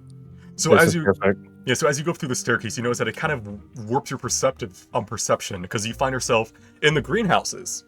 The Academy greenhouses are acres upon acres of, pretty much glass sky. As you look up, you can see hundreds of feet above you just this eternal glass dome, where you see trees that should not be here from the tropics, from more warmer temperates. And as you kind of follow this brick road you find yourself coming across a large tree.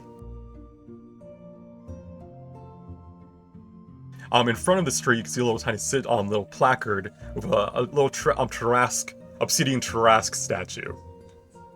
It's not black because I couldn't find a black version of it, but it's obsidian, trust me. Alright? Does the plaque read anything? This is the Rumble Song Dorms. Does it look like we're meant to go up? Yes, indeed. It's like a staircase weaved out of the actual wood of the tree. The door itself is kind of like a hobbit door. It's like a circular wooden door of vines that kind of open naturally as you approach. Inside, you can see your fellow classmates from Rumble Song. They're kind of getting to know each other. Others are kind of independently looking at their own stuff or enjoying the fire. A very laid back for now vibe. Based on signs, you can see that the staircase to your left, going up, will lead to the male dorms, and the staircase to the right leads to the girl dorms. Is Scar a tabaxi, or are they smaller? Roll history. Hold on.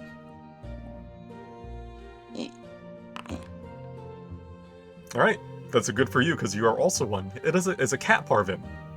Oh shit! Guy kind of reading his little book, kicking his little feet as I'm his gonna, tail like- wags. I want to like walk up to him and kind of look at him and just be like, "You're far from home." Oh, hi there. Hello, I'm Scar. What's your name? Ermi. Oh, I wasn't expecting to see another parvin. Oh, it's so nice. Yeah, I'm no actually, one knows what we are. It's actually kind of hilarious. People think I'm a cat. Yeah. I mean, technically, I guess I am a cat, but I'm not a cat.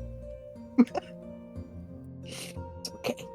But no, I'm not far from home. My family lives in Neagalla, but I guess I don't really look it. Oh, you're okay. City folk. Gotcha. You want to sit down and I'm just reading my tome. No, he's too excited to sit down right now. He's like going back and forth. I'll be back. Oh, okay, I'll be here. Goes back to just waving his little pawsies around as he reads his little wizard book. All right. To describe the other tables, Philly, as you approach, you can see two young girls with blonde or straw blonde hair, kind of talking politely to each other, getting to know each other. One is a human, one is, I'm pretty sure, half elf. Let me double check my notes. Oh no, sorry, she's a halfling. And they're kind of just talking to each other, and they kind of look over as you approach. Delana is the first to speak. Oh, hi, do you want to join us? Absolutely. You guys look so pretty, and I thought I have to come over and I have to introduce myself. My name's Lily. It's lovely to meet you. I'm Delana, and this is... she'll motion to the other girl. I'm Phil. Nice to meet you, too. Oh my gosh, where are you guys from? Are you from around here, or...? You can roll history, Philly, to see if you notice, because one of them is from a particularly famous family. Ooh. Alright. You notice that Fofel is actually Fofel Edenlight, a famous family known for their summoners. And with an 18, you know that there was a bit of a stir-up because one of their children, around your age, managed to manifest a rare light spirit. Oh my gosh, I heard all about you at the last, the charity ball, and everyone was talking about how someone in your family, they manifested this brilliant light spirit. It was such fantastic news. Thank you. I guess word has spread around, yes. That's me. Oh, it's incredible. So you must be like a first student then, like class 1, right? Sadly, she'll motion to her badge. Oh, that doesn't seem right, but it's okay, because I also have to talk to administration, because, my badge also clearly isn't right either, so maybe you and we could, talk to the teachers and sort of, a reassessment, or, retake the exam, because this isn't right, and my parents are very upset about it. No, it's fine. I mean, it's just our starting rank anyhow. We can probably earn our way up. Oh, yeah, sure, of course. It's just, it's strange to be starting so low, but yeah, you're right. Yeah, we can all improve, I am sure, yeah. You'll see Delano kind of lean over the table and kind of smile and point at herself. And what about me? Do you know about my family? Take a real close look. I, lean right in as close as I can. You roll history.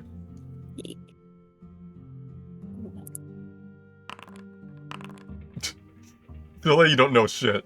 Ermi, it's a hard roll because this is Delano Wildfond. Their family owns a famous inn at the capital. Maybe your family has visited there before, but she's pretty much the innkeeper's daughter, but from like a very prestigious inn. I'm sorry, the face isn't ringing a bell. You might have to remind me. I didn't expect much. Yeah, no, Ermi's gonna like run by and be like, look at her and be like, yeah, I've eaten at your inn's restaurant several times. It's very, very delicious. Oh, thank you. Yes, of course, yeah. It's okay. I didn't expect much. We're still not as famous as we ought to be, but we're getting there. And I imagine you three kind of bring into a conversation as I move on to. I guess we'll go with Kel. Kel, you kind of sit down and you see a dragonborn girl kind of sitting there, kind of staring at the fire, arms crossed.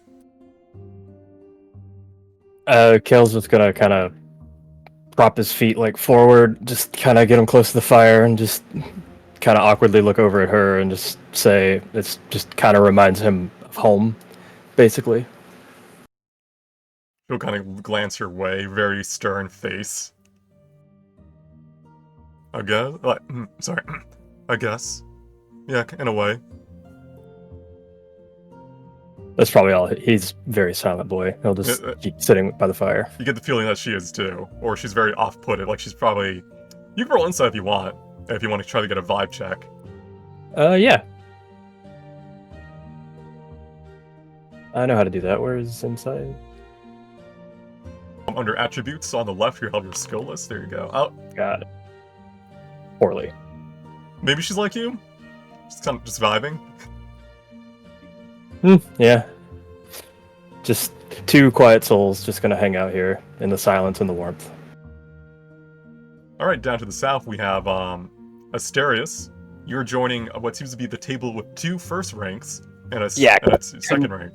Conflicted because it's one of the busier tables, but this is also, it's got two first ranks, so I'll probably saunter up. It's one of these chairs free. You'll see a human boy kind of look at you. He looks you up and down. Recognizes your badge. Ah, yes, a cedar path, is it? Yes, join us. You'll see Inside check this motherfucker. Yeah. Shit. You'll see another, the girl next to, you, sitting in the chair, turn towards you. She has very short, but, almost, shadowy hair that's kind of, weaving back and forth. It changes whenever you look at it. And she kind of gives you a very wide grin. The more the merrier. Take a seat.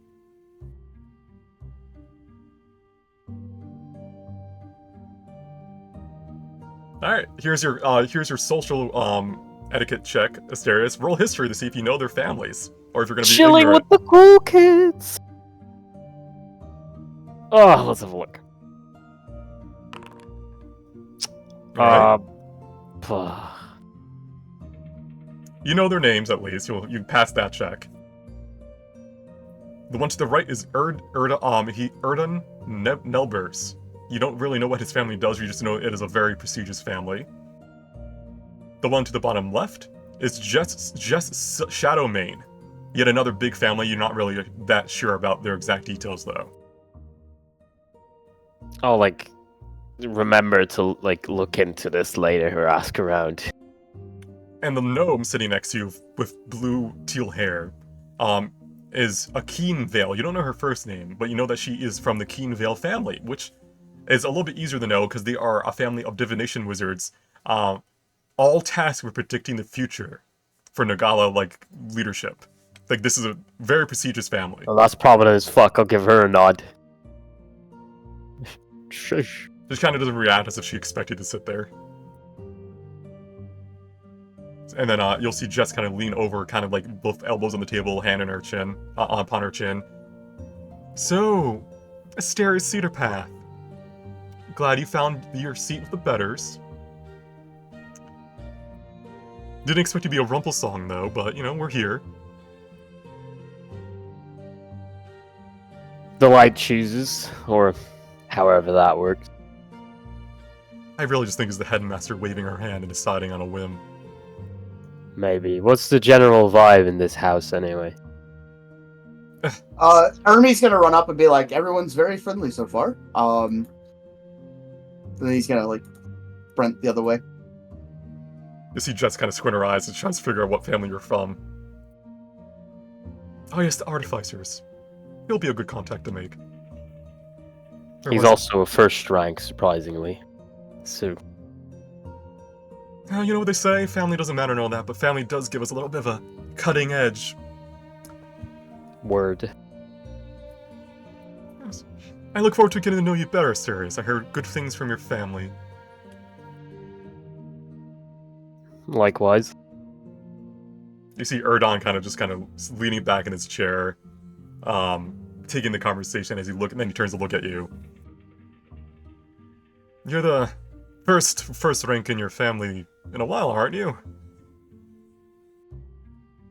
Our family has been slow to expand, but yeah, I am. I guess you have some worth to get to you then. He'll offer you his hand. I'll You probably return already it. know it, but Erden Nelbers. I am familiar with the name, yes. Nice to meet you. Yes, indeed. Be careful who you associate with, by the way. There's a certain prestige we gotta uphold.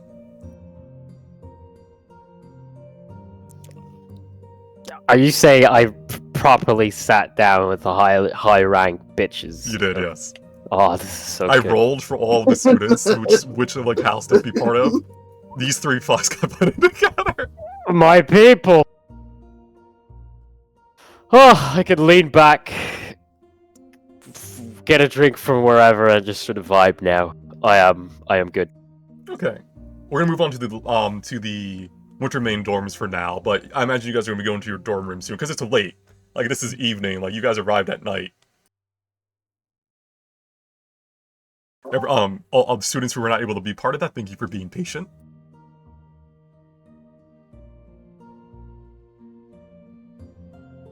Alright, Dahlia, Morgan, and Jeremiah, you guys are arriving to your winter main dorm, and it's located at the tallest pillar tower of the academy. You had to go up so many flights of stairs, Dahlia. Like, so many flights of stairs. You know what? That's okay. She had a bit of a rest on the train. She's found her second wind, and she's feeling a bit energized now that there's not so many people. Good. As you see the tower to the east, and it goes over kind of like an open bridge. You can feel the wind kind of blowing past as you kind of approach it. Oh, but this is high. Is there some sort of magic system in place to make sure no one falls off this bridge? You could... Oh, let me make everything illuminate. I forgot to turn on the light. You could try. By the way, Morgan stands right by the edge and tries to like put her hand over like the ledge just to see if there's like something stopping her. Nothing stops your hand, but it seems to be about intent. Because as you try like to leap over it, it prevents you, but you can still like kind of reach over. That's so interesting. Huh. Ow. She turns around to look at the other. Great news! Apparently this is a suicide-proof bridge? Huh. It is interesting. Yeah! They invent all sorts of fun stuff. Alright, as you approach the twin doors leading to the tower, you notice that there's a plaque there that just says, Winter Main Dorms.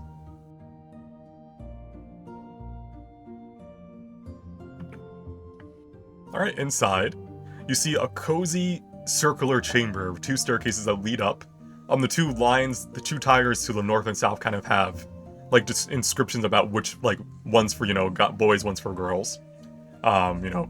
Which dorm, essentially, you're going to be going into, like, dorm rooms.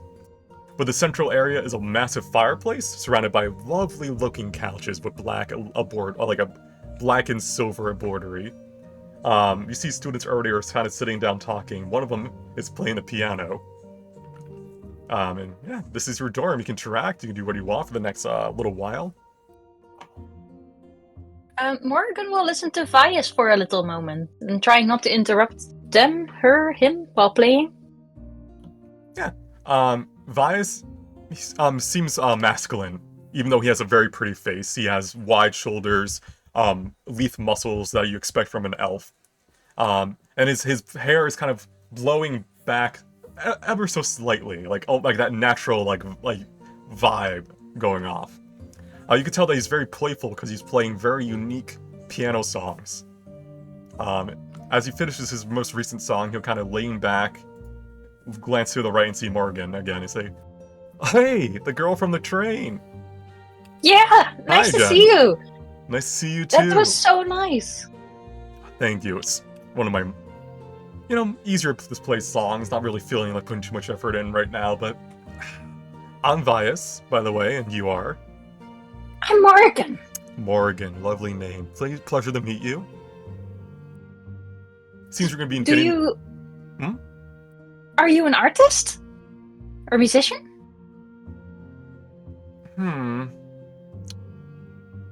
I suppose, yes. I enjoy using music for my magic casting. Although I'm not really an instrumental player. I like to sing. This is just a hobby.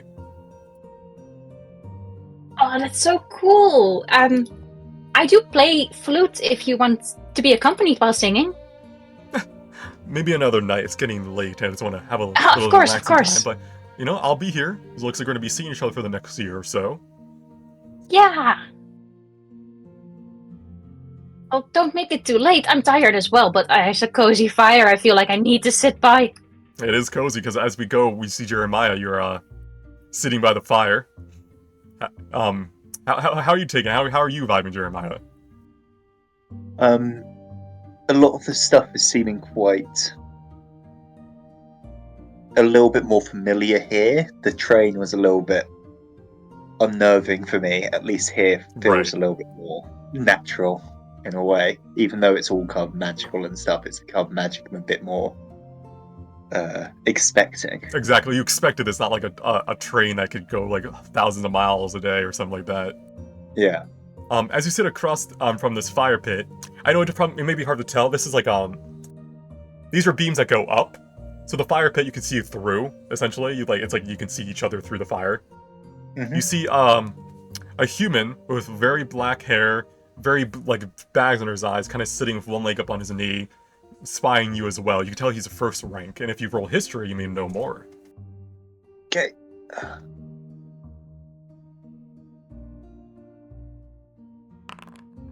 All right. You can tell by his physical features that he's most likely someone with shadow magic. And based off the families you know, and from what he's wearing as his family, symbol, he is from the Shadowmane family. You know that the Shadowmanes are an ancient line dating back to the founding of the country, and they're known to inherit shadow magic. With above a 15, you also note that there are dozens of them born each generation, and they each kind of fight for their family line. Like, they earn the name of their family.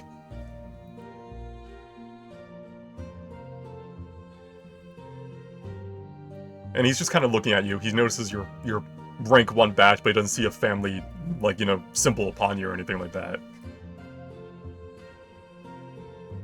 You won't have heard of them. Not many people have heard of them anymore.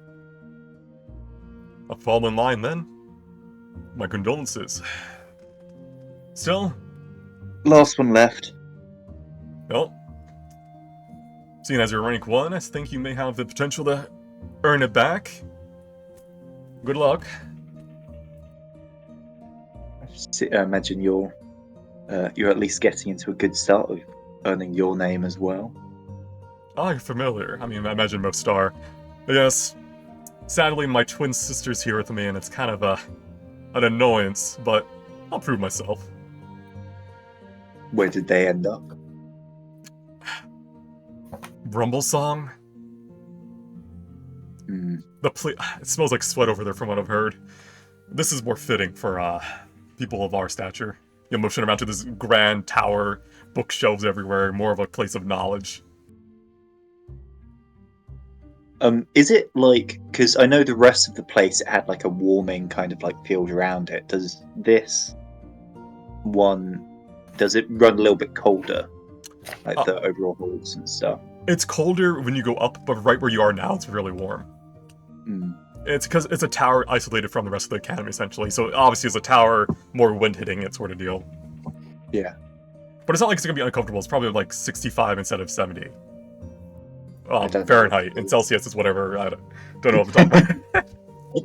Thanks, David. All right. We'll move to Dahlia then. As you kind of, I guess you're just vibing there, enjoying the fire. Yeah. Dahlia, let me move the camera. All right, you come to a table. There's three girls kind of talking to each other. One of them is a human. One of them's a tabaxi, and the other one's a human. And then there's this lone human, kind of wearing a ragged uniform. You can tell that it's not the most pristine. And he's kind of just sharpening a sword. I was hoping he was playing chess. This is unfortunate. He'll look as you approach with a raised eyebrow. Do you play chess? I know the rules. I wouldn't say I'm good at it. That's okay. Neither am I. Would you like to play? Sure. One moment though. Keep sharpening his sword with a grindstone real quick. A couple minutes will pass, and then he'll put it back in the sheath, and then he'll turn his attention to you. Black or white? Looks like I'm on the white side, so I'll take white. Okay. Hello, I'm Dahlia. I'm just going Stanford opening, why not? Yeah. It's the only one I know. Rick Dune. You can just call me Rick, though. It's a pleasure to meet you. You can roll history if you wish to know more about his name, because it kind of rings something in the back of your mind. Is it Brigadoon? Because I know that one. It will remain in the back of your mind. That's fine. She's just a mountain girl. Mm-hmm. Alright. While you're there, just roll me an intelligence check to see how well you do on the chess game. Shouldn't be too hard. No. Oh no. Oh no. Oh no. Intelligence. So if you go to the attribute, that's initiative. No, int. To the right, yeah, and it's similar, but not. Oh. Ho-ho! On guard, bitch. On guard, yeah. So Rick manages over the course of probably I don't think it's a quick game. I think you guys are kind of taking it casually. Over the course of 20 minutes to 30 minutes, he'll win, but it's not really a pro level game. This is very introductory to chess level. Oh, look at that, I won. Neat. Yeah. Excellent work. Little claps. You want to play again? Yes, I would. Okay, so you guys continue playing chess. Yay. Let me check in on the... Actually, it's just you three in this dorm, I forgot. Yeah. Alright, I'm gonna move to the final dorm so we continue this on, but you'll be able to interact with everyone here. In detail. I see Morgan rushing towards the, that table. There are so many NPCs! You'll have many sessions to get to know each and every one of them. We're kind of helping you out by leaving out an entire dorm. Yeah, but now we have to do all this work just for me. Yeah. You deserve it, Pappy. Yeah. You deserve it indeed. Let me go to Lapis dorms. Watch Tex go through every single fucking NPC in that dorm. I didn't sign up for this. Yes, you did. It's in the paperwork. Alright. Let me zoom in on you. Boop. Still loading for me. Oh, yeah, it'll load eventually. I think I forgot to preload this one in particular, but it's fine. It's at 97% and holding. I can see the stream though. There it is. I'm in. Alright. You, Hernan, got to feel fancy. You got to take an elevator. Is there elevator music? There is elevator music. Pretty much you took a staircase to a very, advanced looking lift, which once you got into it, closed on its own, and a nice peaceful voice, most likely an undead, spirit lingering in the room. Going down. And you've gone down, and through the windows of this, elevator shaft, you notice that you're going underwater.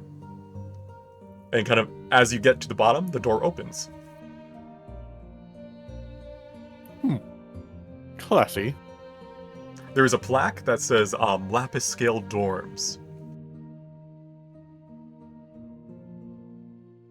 As you enter, you see you're in a kind of a circular chamber with a large fish tank going straight up the middle, where there's a staircase that kind of goes around it, leading up to the dorm rooms. You can see that this is a very laid-back looking dorm. There are portraits on the walls of moving figures. Most of them are like underwater scenes and stuff like that.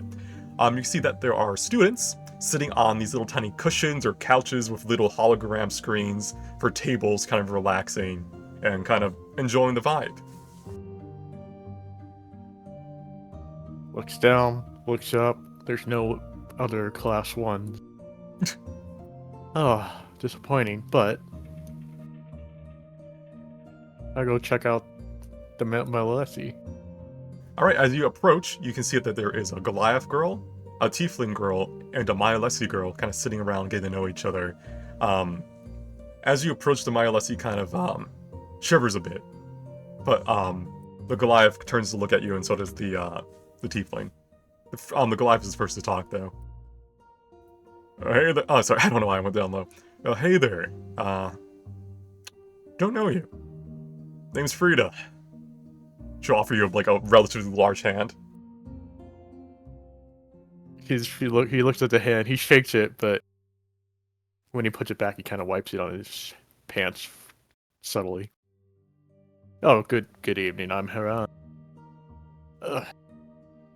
You see the Tiefling kind of lean forward, tilt her head a bit, smiles. Oh, look at that, a rank 1! Nice to meet you, I'm Ember. Oh, good to meet you. Yes, I noticed there's a lack of others, but we'll still be the best. Of course, I mean, all rank 1s are welcome. We do need some of those over the higher ranks to kind of guide us, don't we? Indeed. I'll be certain to show y'all how to succeed. The Myalesi doesn't really speak, but she's kind of looking in your direction, but not looking, obviously. But I don't know if you even know about Myalesi. You can roll history, because they are relatively rare.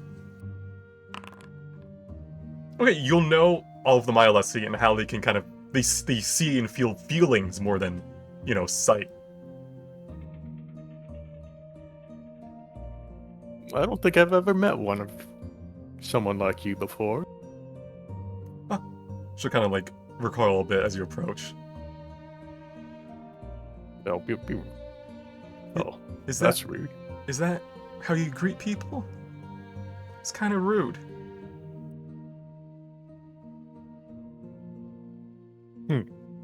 Cynthia, is saying that to you. I look her up and down. Huh.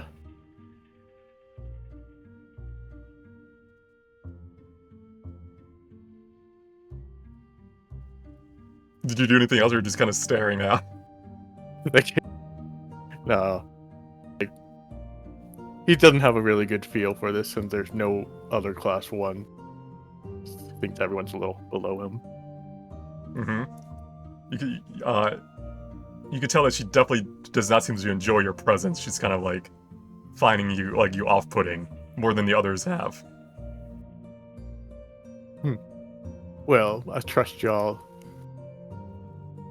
will meet great companions for the next many years.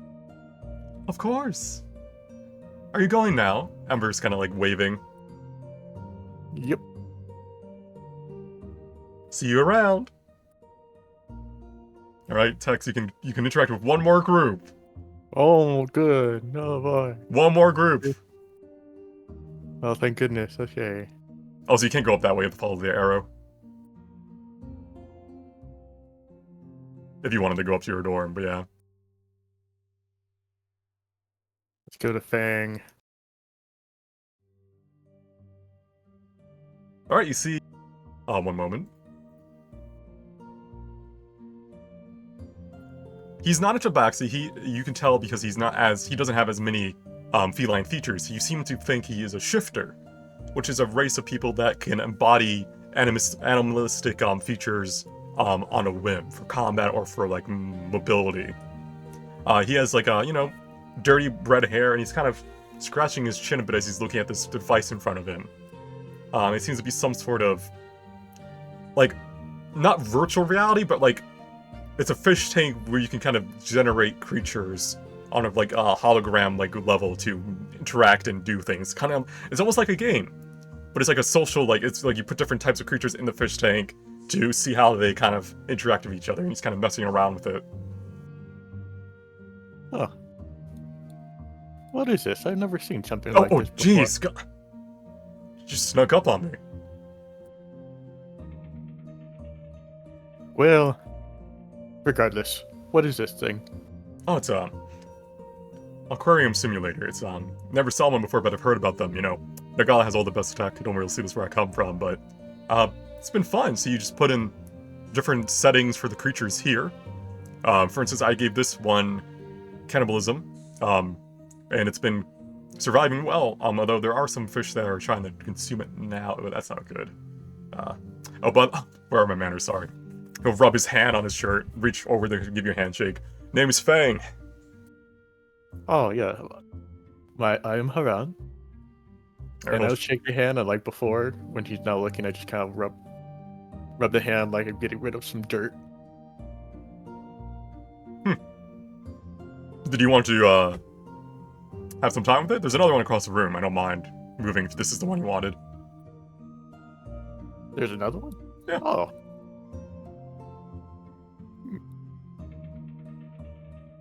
I'll just go play with that. Like, okay, I made my introduction.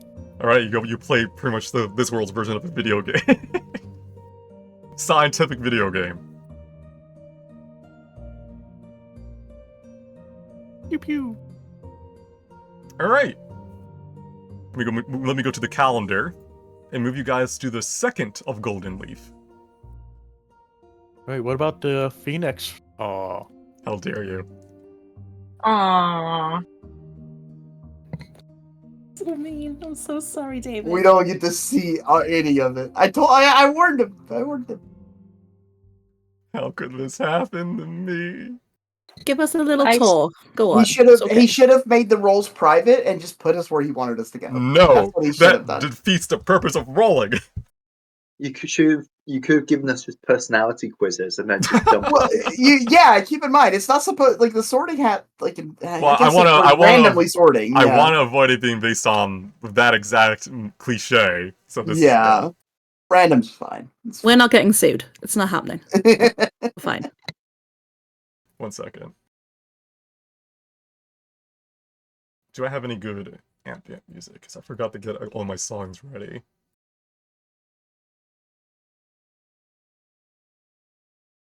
Let's go. BG3 is not bad. Let's go with BG3.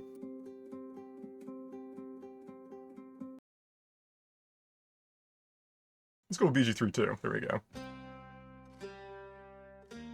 All right. Let me move you off of that screen. All right. So you all sleep through the night. Those who are of the same, boys with boys, girls with girls, you are roommates. You are in the same dorm room. I'll have to refine them later now that I know who's in what. I can add more personality to them. But you wake up. You notice that next to your beds, there are sending tablets. These are tablets that are not only for sending messages to each other, but also for looking up information or finding your way on the campus. Think of it like a smart tablet, essentially, but magic. As you all kind of we can be iPad kids. Mm-hmm. So Would most people have had experience with them beforehand, or? No. Can I watch Bluey on this thing? No. Oh. Sorry, real quick.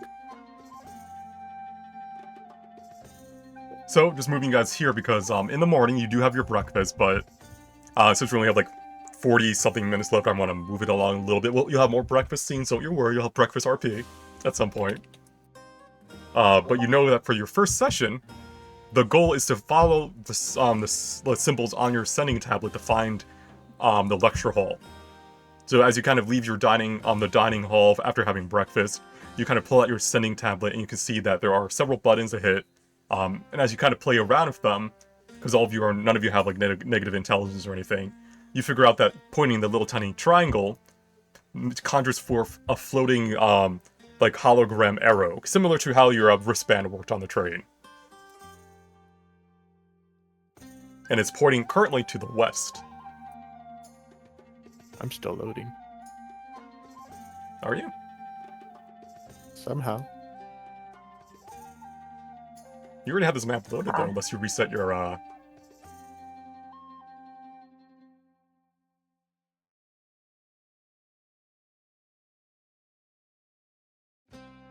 Oh, the team of cool people is already running, right, Jeremiah? Said I lost connection, so I'm trying again. Yeah, maybe you guys were not loading to Lapis Scale, and I just put you there before I put you here.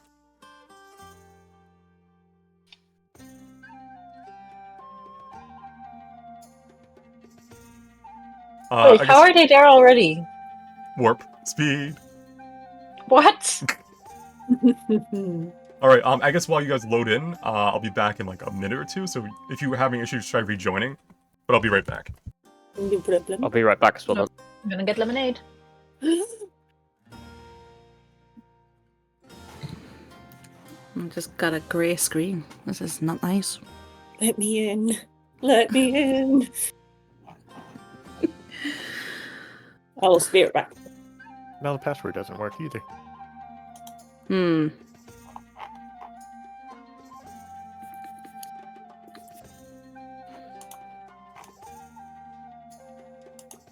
There we go.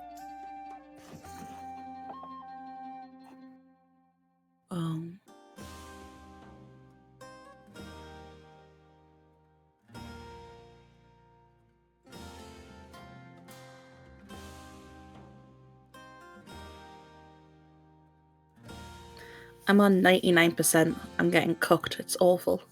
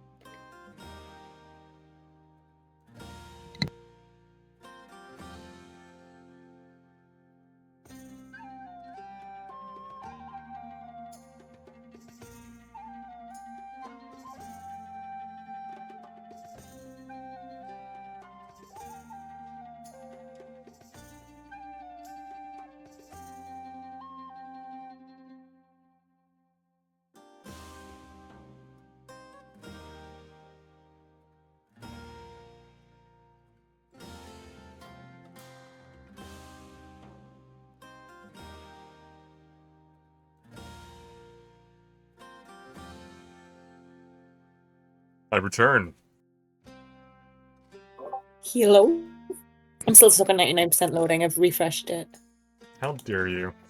Let me in! I'm in. Did that do anything? No.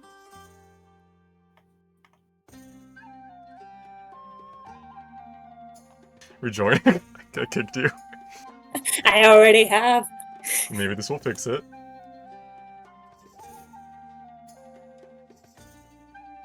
Ooh.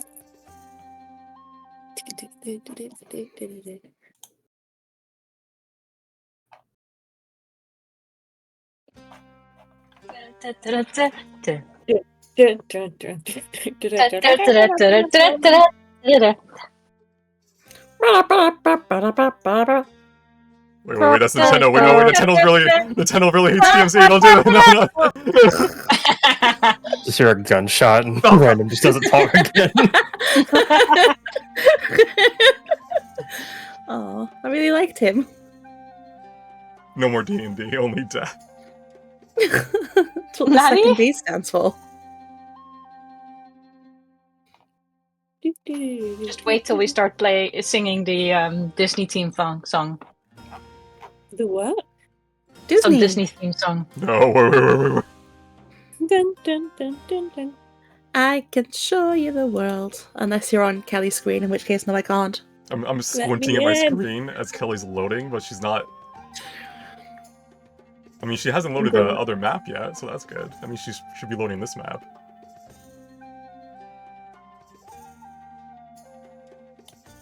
You think?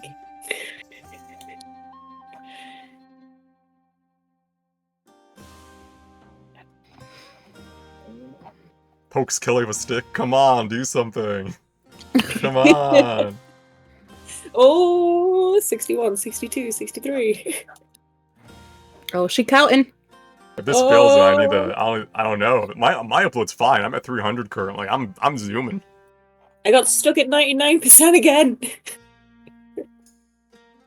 Well, Kelly, pulls up the stream in front of you, puts you down in front of it like a kid in front of TV for the night. Enjoy. Okay. You can keep trying, but yeah, I'm just gonna. You're not gonna be moving a lot, so it's not like you're gonna have to, fix that. It'll still let me make rolls as well, won't it? I don't think you'll need to make rolls. Okay.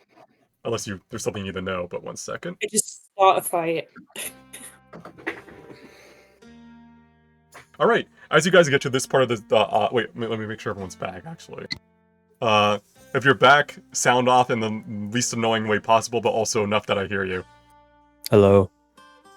Eric, Wow. I'm also here. Hello. Yo. What? I think everyone is here that matters. All of you matter. That was a joke.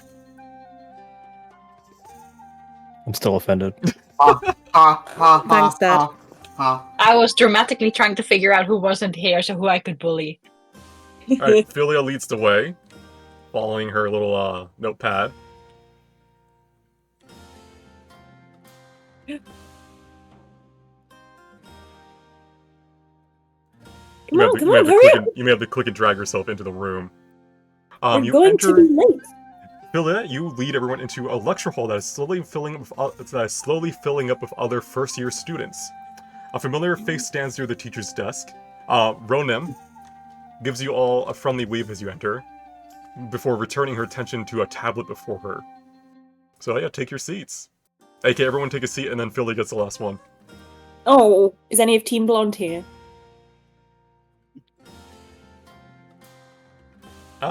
Kind of, yeah, in the back. Hell yeah!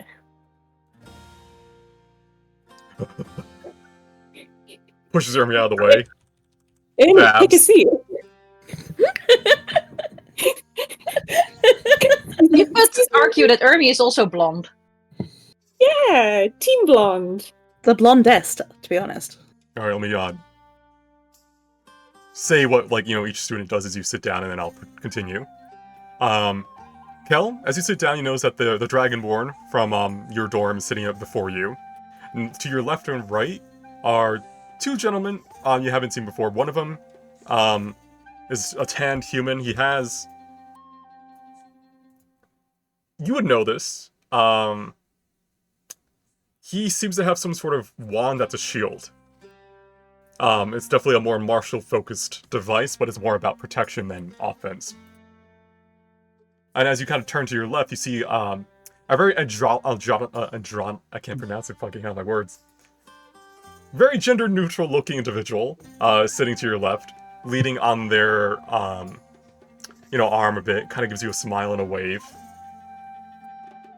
I smile and wave at both of them and sit down quietly, awkwardly, because I'm huge. Mm-hmm. Behind you, you see Jeremiah. You're sitting down next to what appears to be just a human. Sorry, not a human. This is an Earth Genasi. You can see that there is a lot of stone kind of sticking to his flesh, kind of more like a gravelly looking texture to his skin. His hair is very earthy colors.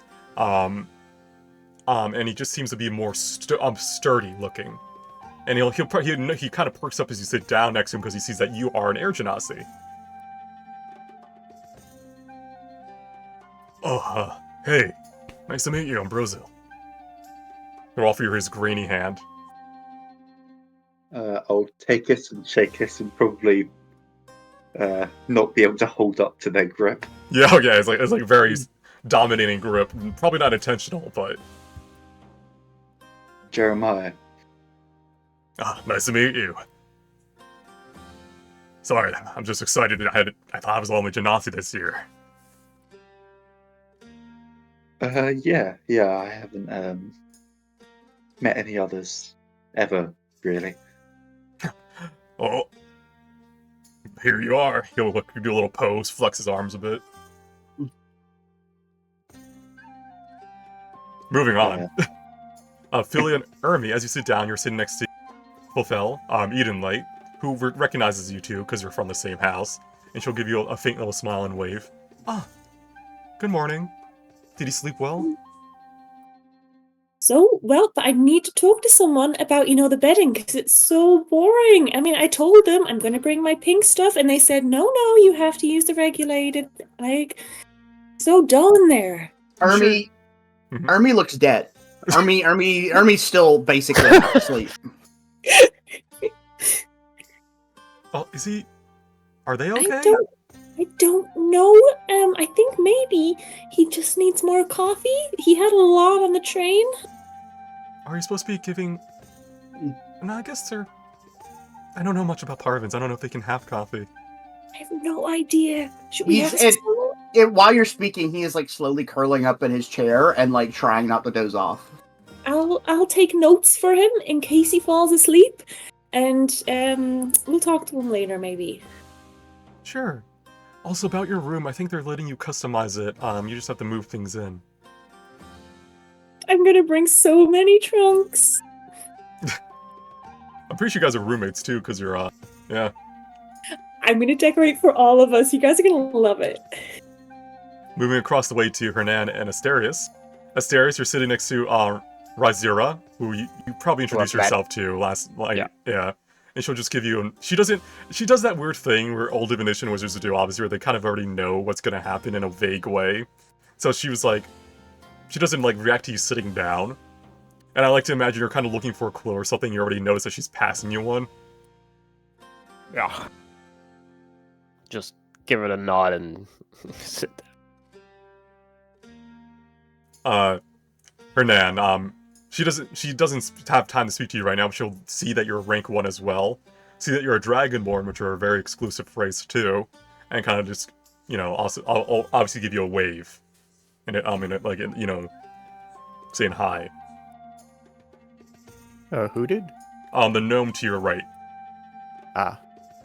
Okay. I give a polite wave back. Adequate. Yeah. Dahlia, you're sitting between, next to Rickdoon, who you probably... How many games of chess do you think you played last night? A gentleman's 3. Okay. So you got the maybe you don't know much about each other, but you're in that little, that kid vibe where you're kind of you're friends because you spent time with each other, sort of deal. We're best friends now. Oh boy. Yes. Okay.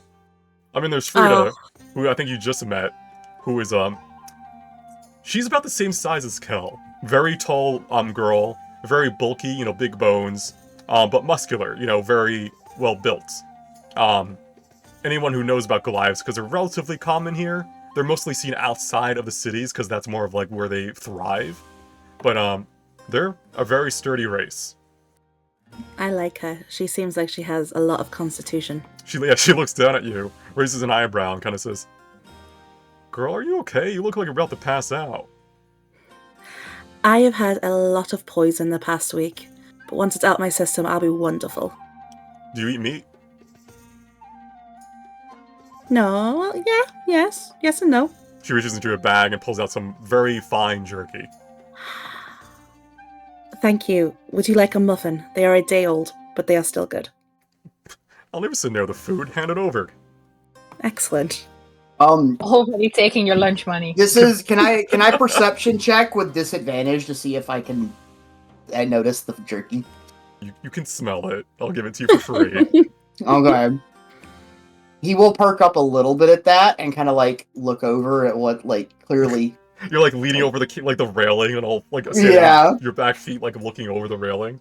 Yeah, you can tell that it's well seasoned. This is not like jerky you would find from a common store. This is probably jerky that her family made themselves from some sort of beast in the Blinding Gales. Yeah, no, he is very, very interested in this food. All right, and then moving up to the north, we have Morgan. You're sitting next to Morgan sits down with her books and her pen. She's ready to learn. Funny enough, you're also sitting next to an Earth Genasi. This girl seems to have is less gravelly than Rosil. She seems to actually care about her appearance, but she has very unearthly hue that kind of looks like it's not. It's like slicked back with mud, but not like a dirty mud. It's like like gel essentially. Oh, like an earth-based gel. Neat. She's like a terracotta pot, basically. Yeah, exactly. And she'll offer you her hand. Hi, I'm Morgan. Also in Wintermaid. I saw you yesterday, but tired, sleep. Nice to meet you.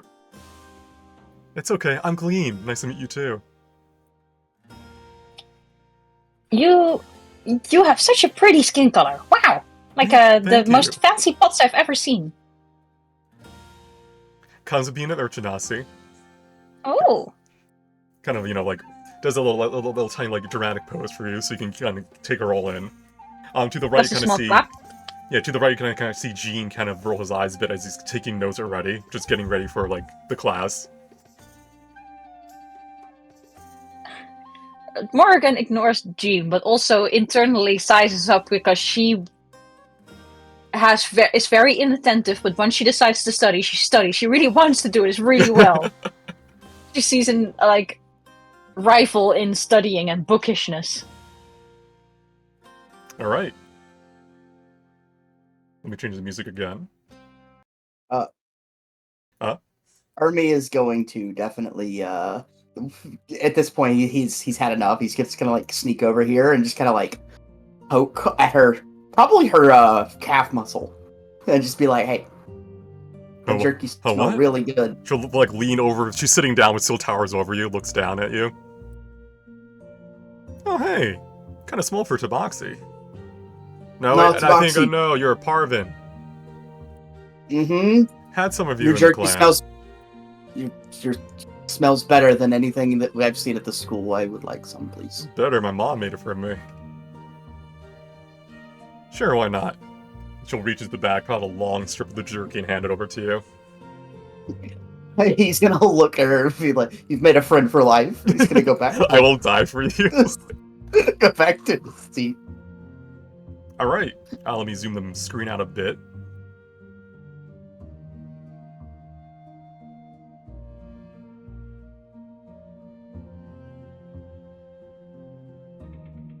Oh, okay, and Kelly's back in the map. Something, somehow worked. Pew pew pew. I'll have the recorder to keep her out next time. Anyhow. I'm sorry, that was cruel. I'm sorry. I'll forgive you this time. Okay, as you all sit down and kind of talk to each other, Ronan kind of cough to get your attention. And as everyone kind of looks at her, she'll continue. Hi everyone. Before you have your first lecture, the Academy has asked that I go over some details as a fellow student for you all. Firstly, as I'm sure you're all aware, the Academy gives out benefits to those who do well. But you might be wondering about how your abilities will be judged. Firstly, of course, your grades. Just focus on your lessons and study well and put forth the effort expected of you, so that you'll pass or even ace your quizzes and exams as they come. But another important detail is about how you'll be assigned is that at this end of each month you'll be assigned excursion lessons. These will greatly impact your grade for each month, and can make or even break going up and down a rank. Please check your tablets. You should see a notification appear shortly. The headmaster, along with all the other professors, have assigned you all groups for these excursions. You'll be a team of 8, and you'll all be responsible for each other out on the field, with your overall grade for each excursion being the total sum of all your performances. And as you check your tablets for this notification, a triangular shape alert appears. And as you press it with your finger, or your paw, it opens up into an octagon. Each segment of this octagon displays a name and portrait, your group members. She'll continue. Please take a moment to look over who is in your group. These are permanent assignments for the school year. After the upcoming lecture, you'll have the rest of the day off to meet with and discuss with your fellow group members. So look that over. Any questions before I head out? Obviously, party members, he's looked down, he's noticed that you are all assigned with each other. What are the odds? What Oh are my the God. odds? Yeah. Like, please my don't be the God. ferret. Oh, we got the ferret. We were also in a train together. Interesting. Team But train. this It's something must be wrong. This place in the octagon is taken up by that strange familiar. at this point, the message that occurs in the group chat has just happened. All right, if you want to see the group chat, you can go to the bottom right and click on Sending Tablet, Fucking and that will open up a group chat for your Sending Tablet, which you can RP in and stuff like that throughout the session. It is limited to 25 words per person. You currently I have think I'm yourself. still Polaris in it. Yeah, so you can change it. There's a command. Let me get you the command. Ooh. I'll be putting in the group chat for the campaign. Ooh. So you would type in /Alice sis your full name. So not the name of your token, but your whole character name, and also like the actor for that. Oh my God. Do we do that in the group chat? Yeah, in the chat itself, yes. yeah, you /alias.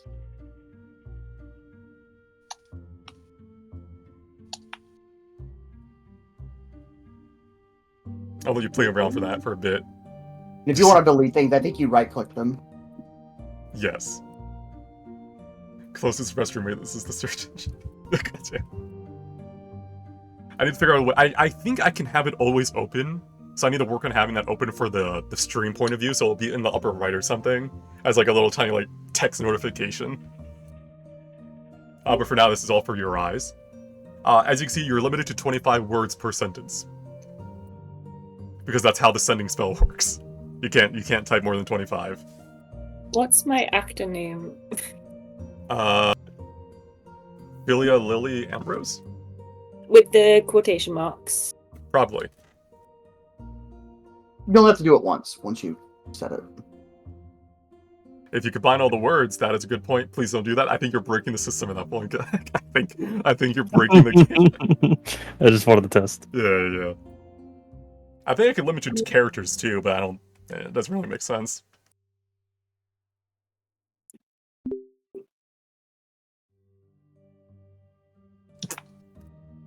All right. It makes the text I notification can't seem noise to figure it out. No, me neither. I'm so dumb. I copied and pasted my name exactly. So do you do /alias copy paste? You don't need the actor name in there at all. That's where the actor name goes. That's where the actor name goes. Yeah, I thought so, but I just did that and it didn't work for me, but that might be a me problem. I think for me, all I did was instead of doing it in the group chat, I just right-clicked on my name on players to the left, and then just changed my user configuration to be and selected what my player character was. Oh, maybe, away yeah, from maybe that's the another way to do role it too, yeah. My brain and that hurts. worked for me. You don't have to worry about it now. This is something you'll be able to play with later, but that's just, it's a little tiny little thing you'll have for RP and stuff. Keep it in character discussions, obviously, that's what it's for. Group chat, normal chats for whatever you want to do. But anyhow.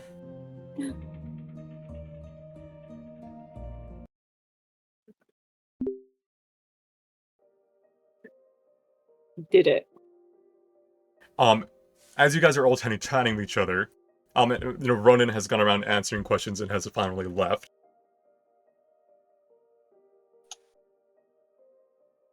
The chattering voices that were slowly building up in the lecture hall after Ronan left soften, as the door opens once more. A tall man crossing his threshold. He seems tired. His skin is a sickly pale, as bags droop down upon his otherwise handsome face. Those with some knowledge of this world instantly recognize this man as an Azamar, although the otherwise radiant features have dulled and dimmed. The spark in his eyes is a void of pessimism, and the halo that swirls around his head is shattered and dark.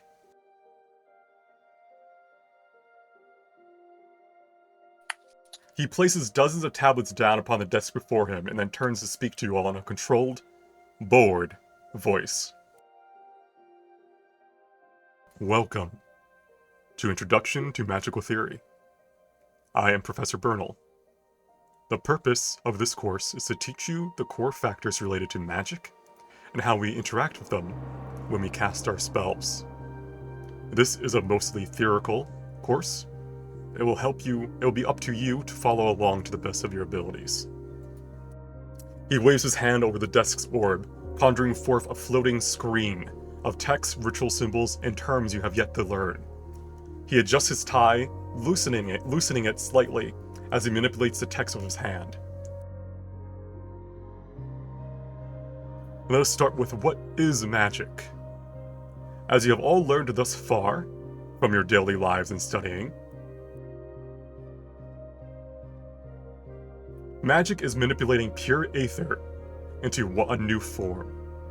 This form can be elemental in nature, such as fire, physical energy such as healing one's flesh, or even conjuring forth creatures. Even more, it can be something that defies the laws of reality even further, such as reviving the dead or giving life to something that did not exist prior. But that does not answer the question. Tell me, what do you think magic is? Do any of you want to answer?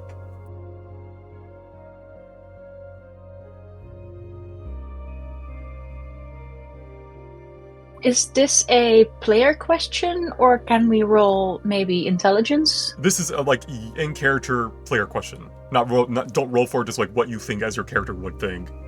What magic is. Ooh, Morgan will raise her hand. Bernal will kind of look at you and nod in your direction. I think, with my experience so far, if that's what you're asking, to describe it the ability to change a state of nature? To bring change? Not incorrect, but not necessarily what I was going for. You just described what you can use magic to do. She enthusiastically nods, happy that she is on the right track. My question is, what is magic? Anyone else? Raise his hand. He'll motion towards you. It's a tool. Closer. Yet again. What type of tool? You just said a tool, but where did it come from? How does it even exist? Anyone else? I'll raise my hand. Heck. Motion towards you. It's a gift from the gods, isn't it? Not incorrect, the gods do maintain it. Without looking up, Army's just gonna like say, "Isn't it how we interact with the overall like weave of magic?" That is a means of accessing it, not what it is. These are all good questions. Good answers. All close. Oh yeah, you can go. Gonna raise my hand awkwardly, like, it's an influence? How we influence the world and how we are influenced ourselves? Maybe? Not bad. All of your answers are close, but not quite. Magic is not merely reality. It is not it is not something you can interact with. Magic is everything reality could be. Everything that exists is made up of ether in one form or another. You, the chairs that you are sitting in, the stars in the night sky, all of it is made up of raw, cosmic energy that is ether. But while it exists everywhere, it is also chaotic in nature. Uncontrolled ether pools and swirls, creating cosmic entities such as the sun in our sky or the astral sea beyond it. Which raises my next question. Who knows how we as mortals can manipulate magic? And I'll kind of look in Ermi's direction. We access the weave through whatever connections we have. Exactly. When it comes to using magic, as this student has said, we must first remember the weave, the essential tool of the universe that we manipulate to cast spells. But what is the weave truly too? It is the fabric of reality laid bare. Non-casters cannot see nor touch it, for it is something that requires a unique way of thinking to see. By challenging reality, by accepting where our bodies fail and our wills prevail, we make magic. We force ether to give form to our inner desires.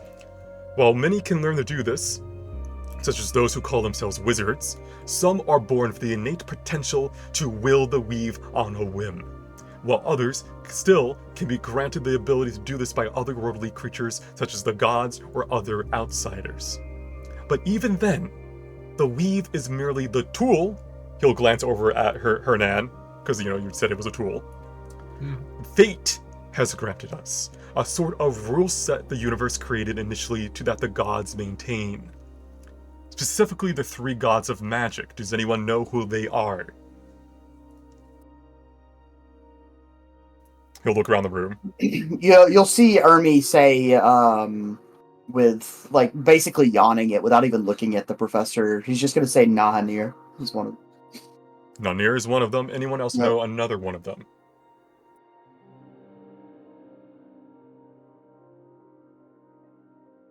He'll look around, and if none of you raise your hands to guess or anything, he'll continue. Well, Mioris, she's the goddess of love.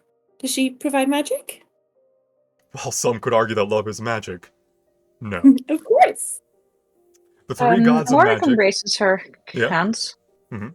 Couldn't you argue that every god gives some sort of magic? You could. The gods do provide magic, but the three gods that overlook it and maintain it for all the others Is it the are the Seeker? god. Or what did he say? Is it the Seeker? Nefine the Seeker is another one of them.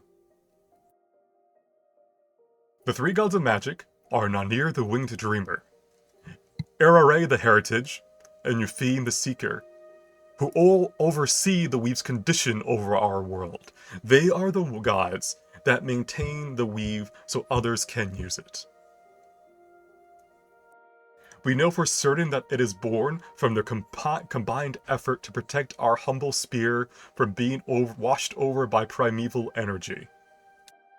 He'll walk backwards towards his seat, and then waves his hand, forming a spherical orb in the center of the room, instead of a blackboard. You soon recognize your continent of Ilera, as well as the other 6 that make up your world. But magic is not limited to just our world and our gods. As it shows, when we glimpse into the astral sea, we see a realm controlled by chaos, where raw magic manifests awesome might and humbling creations. It is similar to what we witnessed within the dream, a realm where those with the surest of wills can create entire worlds with enough time, aether, and determination.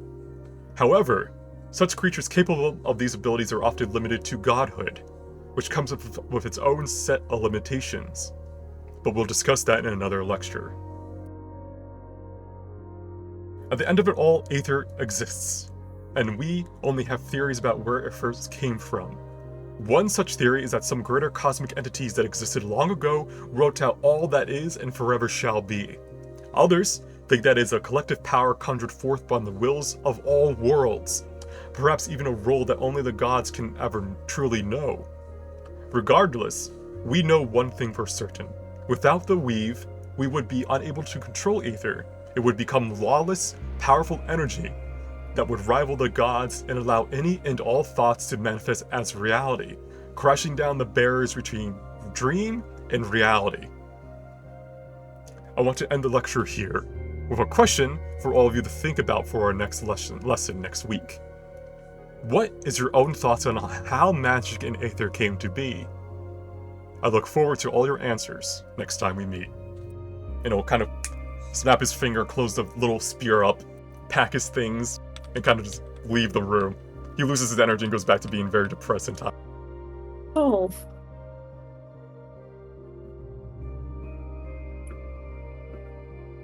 Alright. You guys are free. The students are kind of looking around confused. Some of them, like Jean, are kind of like, or this girl in front of Fofel are kind of writing down all he said, like everything he said, taking notes about the answers that other students give, very in the books. Others are talking to each other about it, while others still are getting up and leaving to go meet their future group mates and stuff like that.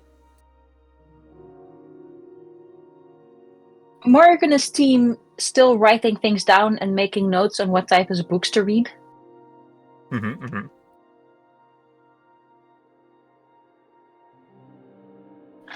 I assume they have a library here. I'm not sure if we have books ourselves about like magic theory. As you speak and say the word library, you notice your tablet kind of light up with the arrow. Like it could guide you there. I love this. I would also love to go to the library. I'm very interested in these gods of magic. We could have a group meeting. We can put it in the group chat. Oh, that would be smart. Uses the group chat for the literal purpose of it. Hey guys, you all want to meet? Left on red. No!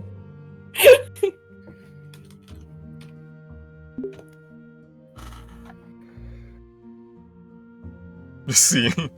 Team meeting at the library. Alright.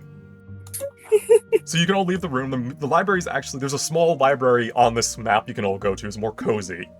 There is a main library in the school. I don't have a map for it because it's literally like a giant floating, ever-changing hallway of like all these different books. But for roleplay purposes, you probably want to go to the one to the north. Gonna thank my new friend for the jerky. It was really, really good. Hey, of course, if you want any more, just let me know. I don't know if we'll have any courses together, but, you know. I'm going to put an advance order of it in early. If you want a lot of it, you'll have to pay up. Cal is gonna smile and wave at his Willing to do so. friend. Yeah, Wiz will kind of give you like a little wave with their little fingers, like like a cute way of saying goodbye, like bye-bye. Well, And then another wave at the Dragonborn.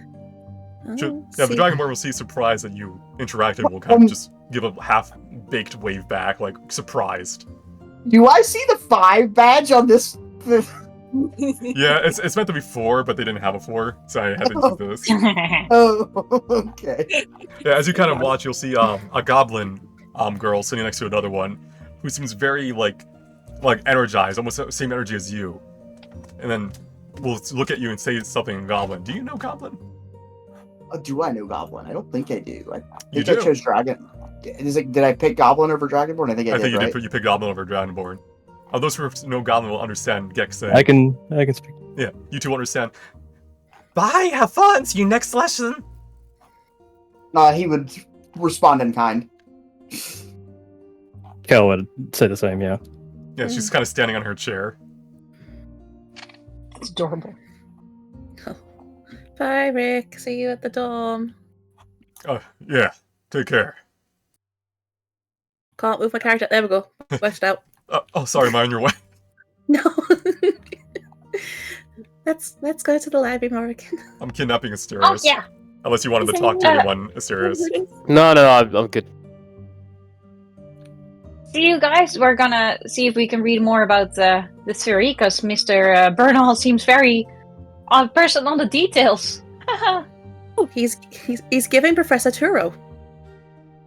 I don't know who that is. Can't get up. That's all. Fucked it. Hang on. Nailed it. Yeah, this is the one map where I made a mistake of not having the doors be on the grid, so they're kind of between the grid. Hi, Haran. And the library is to the east. Yes. Do you want me to put you in there, Jamie? Oh, you got it. Okay. Okay. All right. So as you enter, this is a nice. It's a nice, weirdly shaped library. It's like a study nook is the best way to describe it. There are books here, but it's not the biggest library. It's kind of where you would bring books to study. There's a roaring fireplace that's constantly going. Nice and warm in here. Nice and cozy. Comfortable seats. Plenty of study space. It's a nice little hangout spot. And I guess as you all kind of gather, obviously you know these are going to be your excursion mates for the next year. So yeah, you guys have the rest of the session, so like 10 minutes or so to talk amongst yourselves. Get to know each other a bit more, discuss your plans as a big group now that your grades are tied to each other. For better or worse. Grades are tied to each other? Yeah, if some of you do bad on the excursion, it takes down from the whole group grade. Oh, fuck me. Get grades from exams and monthly excursions, impact exams. Total sum of 8-person groups will be graded. Looking around, what do you Well, got? looking at the rest of you, I assume you all want to do well, right? I mean, Dahlia Right. will have to help you out a bit, but that's okay. Okay. Yeah, that really drags down our average. Okay. Just gonna make it my mission to make sure you all fucking fail, I guess. We just gotta work hard. Just follow me, and we will do well.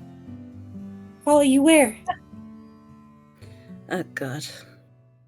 It's so nice that you're taking a position of leadership here, Anna. Naturally.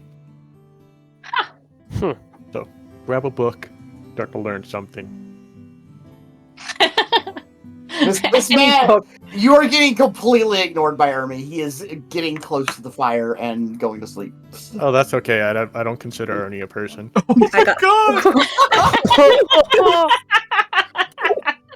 I got this. Fix him! Someone fix him before he gets worse as an adult. Your name's Ermi, yes? He's gonna roll over and look up at you and be like, "Yep." Would you like the rest of the jerky? I have some. Yeah. Here you go. He's gonna hop up. Yeah. He's gonna hop up and kind of look at you with shifty eyes and be like, "What's the catch?" No, just take it. Okay.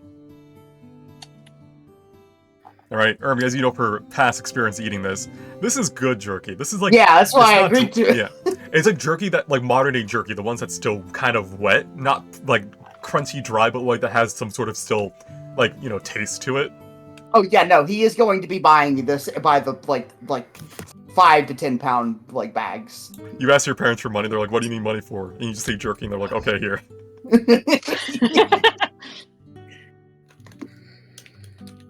All right. Anything you guys wanted to look up while you're here? Like I said, this is a smaller library, but it still has a lot of the major books. I want to look up for a book on Nanir. Okay.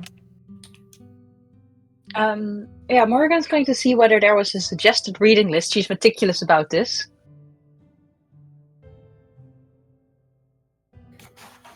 Okay, so you want pretty much, it looks like you guys want books on gods. Yeah, I was gonna do the 3 that he said. Okay. Yeah. So I imagine you guys are going to be reading them together. So I'll do it as a study group. You're kind of pulling books out. Morgan, you're looking for the recommended reading. You notice that Professor Bernal has given you 50 books to read if you really wanted to. Oh.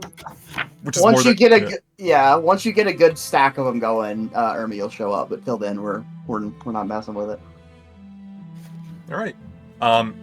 You can roll history. And I'm gonna see how much once I add it all up what you guys got. So that's 23. Oh god, I haven't rolled history well once. Are we all doing this? Yes. Alright. Disappointed. Anyone else Yeah, we're no, my missing? rolls have been Jeremy, shit. nice 20 is good. Hell yeah. And I think we We need got a good average. We got a good average. 1, 2, so 3, it's 4, fine. 5, 6, 7. You guys needed to get over 100. You got 116 combined. Nice. All right. So there are many different theories. Bernal brought out the most popular ones, aka, the gods didn't make magic. It has always existed because gods have come and gone. You read that people have ascended to godhood. The way to do so is very unknown. But mortals have become gods before, so it's not like the gods are born. It seems that from your research, as you're kind of reading with each other, Newfine is kind of like the wild card. She is like the unfiltered gaining of magic. She will go out and find any and all knowledge, including magical knowledge, that is like the unfiltered, raw, dangerous magic. It seems Ure, who controls fate, is more about the making sure it adheres to the plan of the gods, whatever that means. It could be the fact that, like Bernal said, they're trying to maintain the fate that was put out predestined by the universe.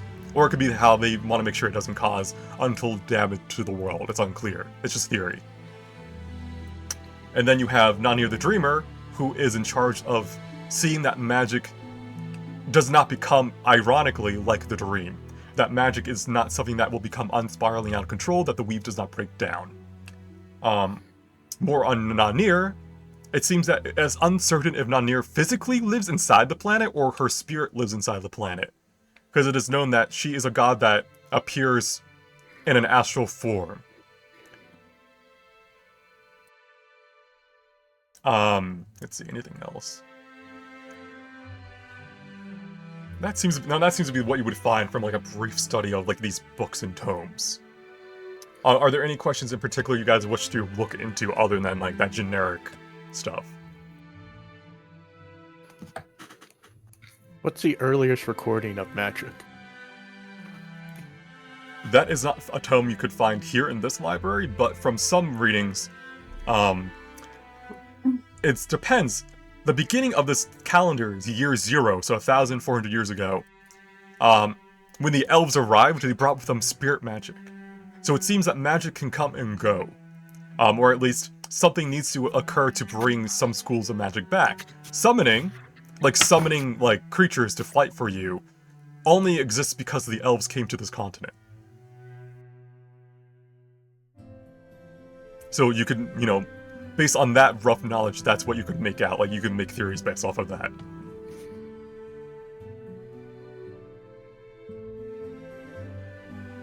Anything else? As you you're all kind of gathering around, sharing notes, sharing books and passages as you kind of pass the time. Philia will probably get distracted and try to find information about Miaris instead of the gods she's actually supposed to be researching just because she has her favourite. Your fandom. Damn right. Your Oshi, whatever it's called. Like, yeah, this is my god. Just slams a book about romance on the table. So, as you most likely know, Miaris is a white pantheon god. It's most pray to her out of love, but as you obviously probably know, given your close ties to her, she's also about obsession. Dedication. So, dedication to your friends, obsession to the darker side of love. You know that, sometimes people get obsessed. It could be not love for another person, but obsessed with, bringing someone back from the dead. Obsessed with, getting approval from others. Like, it's all these different types of obsession can be a side of the gods. Which then brings up a point, every god, to your knowledge now, as a 12 to 13-year-old as you're reading through it, all seem to have good and bad parts to them. None of them is perfect. Oh, this book must be wrong, because Niaris is definitely perfect. I'll find a better book. You just stand up, walk back to the shelf. So if summoning is like an imported magic with the elves, what's the, I suppose, the natural resource of magic for this continent before the elves? Well, they brought in spiritual magic in terms of like conjuring elementals, like fire elementals, light elemental spirits, like those type of things. Magic as a base, from what you see can read from Bernal, is aether based. Aether is just pretty much the molecules that make up all life, all creatures of creation. Like you're made out of ether, so is magic, so is the world. So therefore, casting magic is just manipulating. Some people think reality to fit what your will of, to like change the aether of other things into what you want. For instance, casting Fireball is kind of begging or asking the ambient aether nearby to become fire. You're not making fire out of nowhere. You're making literally reality change into fire based on ambient energy. Fascinating. Are we magic? I'm certainly magical. Or on my screen, Morgan, when you talk, your bubble is coming from Kel's mouth, so I just thought, huh, Kel's really getting into aether study, huh? I didn't know Kel was going to be this deep into it. No, but it... Absolutely, Bro, just silently. Morgan is an inattentive girl, and she's just like, huh, this sounds interesting, and goes off on the wrong tangent and forgets what she was originally trying to study.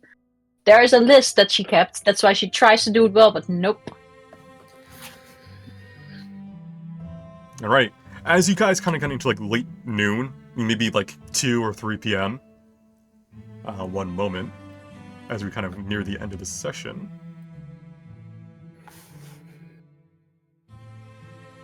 You hear someone kind of walk in, and he knocks on your table, to get your attention.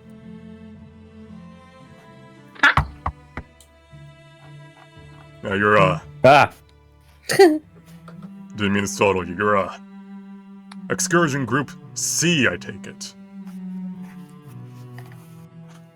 Yeah. Alright. I'm your supervisor, Verdon. Pleased to meet you. Let's go over some stuff real quick. Kind of lob down a bunch of documents, pull up a seat, sit in it very lazily, and then that's where we're end the session, because next time he'll go more into excursions, and then you'll resume your normal school lessons until your weekend excursion at the end of the month. Yay! Yay, a little wiggle. Oh, so I'll let you wiggle a bit more. There you go. Thank you for giving me this. Enhanced. Alright. I'll be right back as I close out the session, so one moment. They won't miss me, they lie. Alright, thank you for watching. This is the beginning of a relatively middle-length campaign, Immiscible Atonality. I'll never be able to say that, even though I wrote the word. This was session 1, and this is kind of the vibe of the campaign. It's going to be a lot of casual roleplay with there will be combat, some excitement, but it's more about cool life and adventure. And if that is something that you enjoy or vibe with, please continue to watch, give it a view. But yeah, until next time, this was Failing Dice. Take it easy.